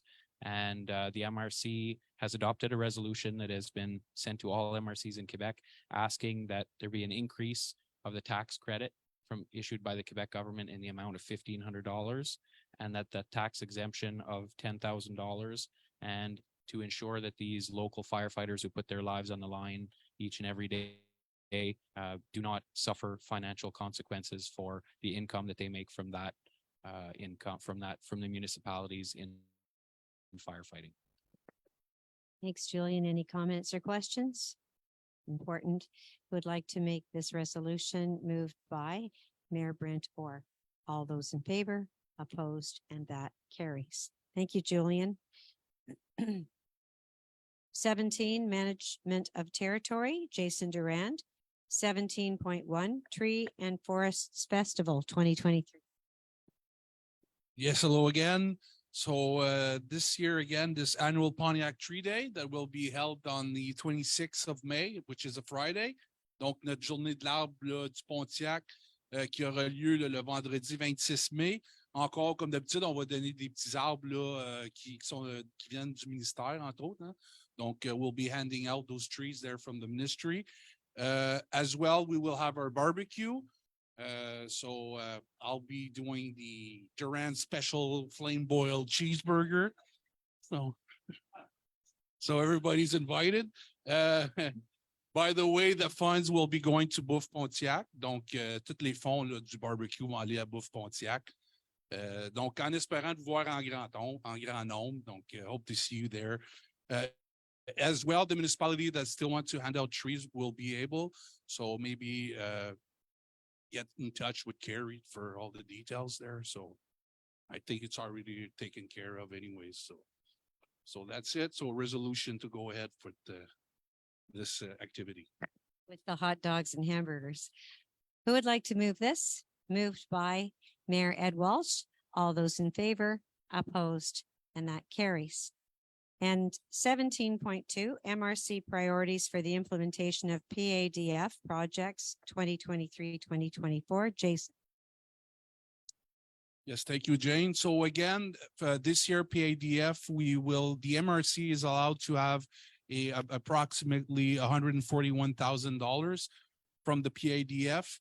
However, as you know, this program is pretty strict to what we can do with this money. There's again, there's three categories, which is multi-resource roads, silviculture on TPI, or promotion of forest management and its resource. So again, this year we'll be reserving $25,000 for the Pontiac Wood Board, and the rest of the envelope, we will keep it open. In other words, we'll probably mostly do some TPI, some silviculture work on TPI.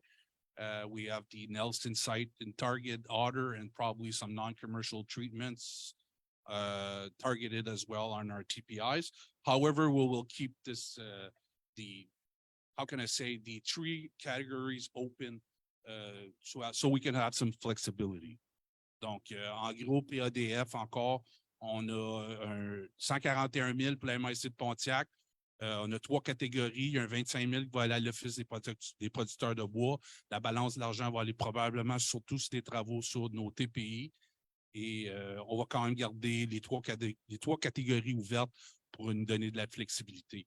Donc, résolution, s'il vous plaît. Resolution, please. Any comments or questions? Moved by Pro Mayor Gary Ladisser. All those in favor, opposed, and that carries. And just thinking, we'll be having a forestry committee in May. So those of you who are on the committee. And I just wanted to, under miscellaneous or just an opportunity for me to mention something. We lost an important person in the Pontiac recently who made a great contribution to forestry. And many of you don't know exactly what he did, so I'd like to tell you. His name is Pat Hines from Lillo's Alumet. And I met Pat in 2017, and he told me one day that he had been in forestry for a long time, and he'd been out in a clearing, and a tree came down and narrowly missed him. And he always wondered why he had been spared that day. But when he spoke to me and knew that I was very anxious to see forestry return to the Pontiac, he felt that that was his purpose.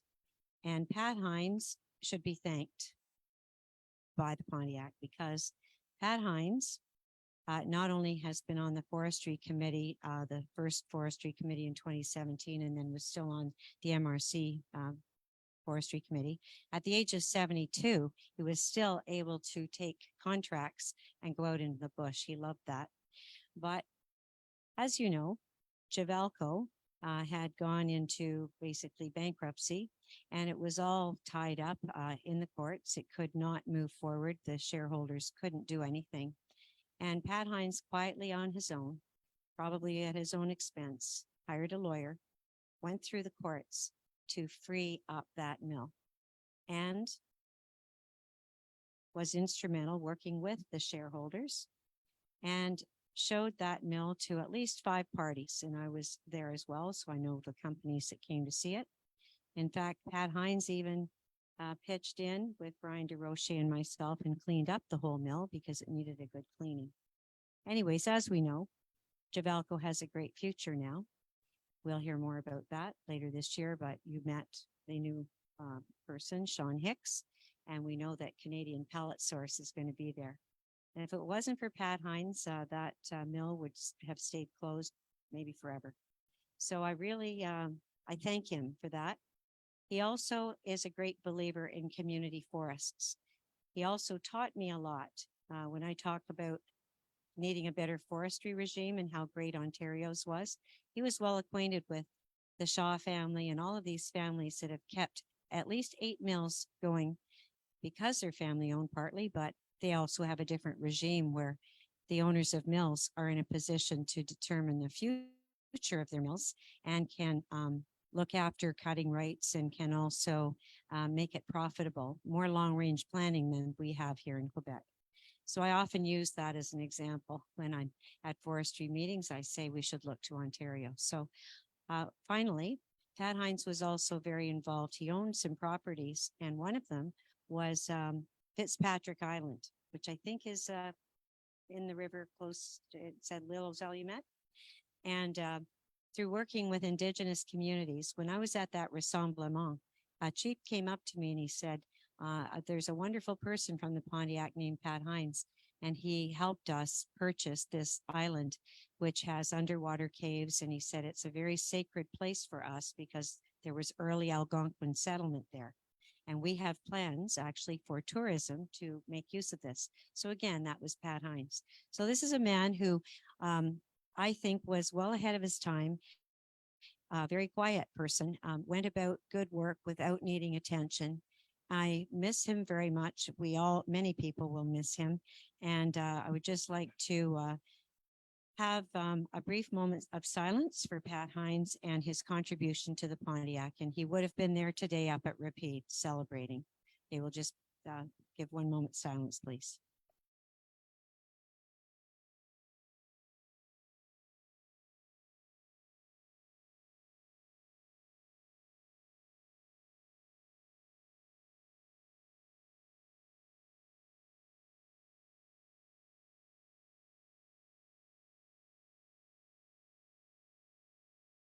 Thank you very much. All right. Anything else anyone wants to add? Yes, Gary? I forgot a while ago, I'd just like to mention concerning the flooding. Today we had 50 teenagers from the high school in College come to fill some bags. They came today and they're coming tomorrow. From SSA? Yeah. Excellent. So j'aimerais ça les remercier. Puis, it's worthwhile mentioning. Tu sais, Yes. Thank you. Actually, Gary, we did have the report from Julian. Was there anything else you wanted to add? Because it would seem that Mansfield is experiencing the worst, and how about Port Colunge, Christine? You're fine? Okay. Yes. How about Gary? Well, up to now, well, obviously we déclaré les mesures d'urgence. And, like to say everything's underneath control for now. Yes. Obviously, we have some roads that are closed. And I think the committee has it under control. And I hope it stays like that. Yes, we're not expecting it to be as worse as 2019, but for some people, it's still, Yes, for some people, they're Shocking to living see this again. If you what- look in the low-level areas, they're living this. okay, well, keep up your great work. So thank you very much, everyone. Could we please have a resolution to close the meeting? Moved by Mayor Odette Godin, whose hand's up the highest. All those in favor, opposed, and that's carried. Thank you very much, everybody. Thank you, Doug. The recording has stopped. Thank you, Jane. We'll be talking to you soon, Doug.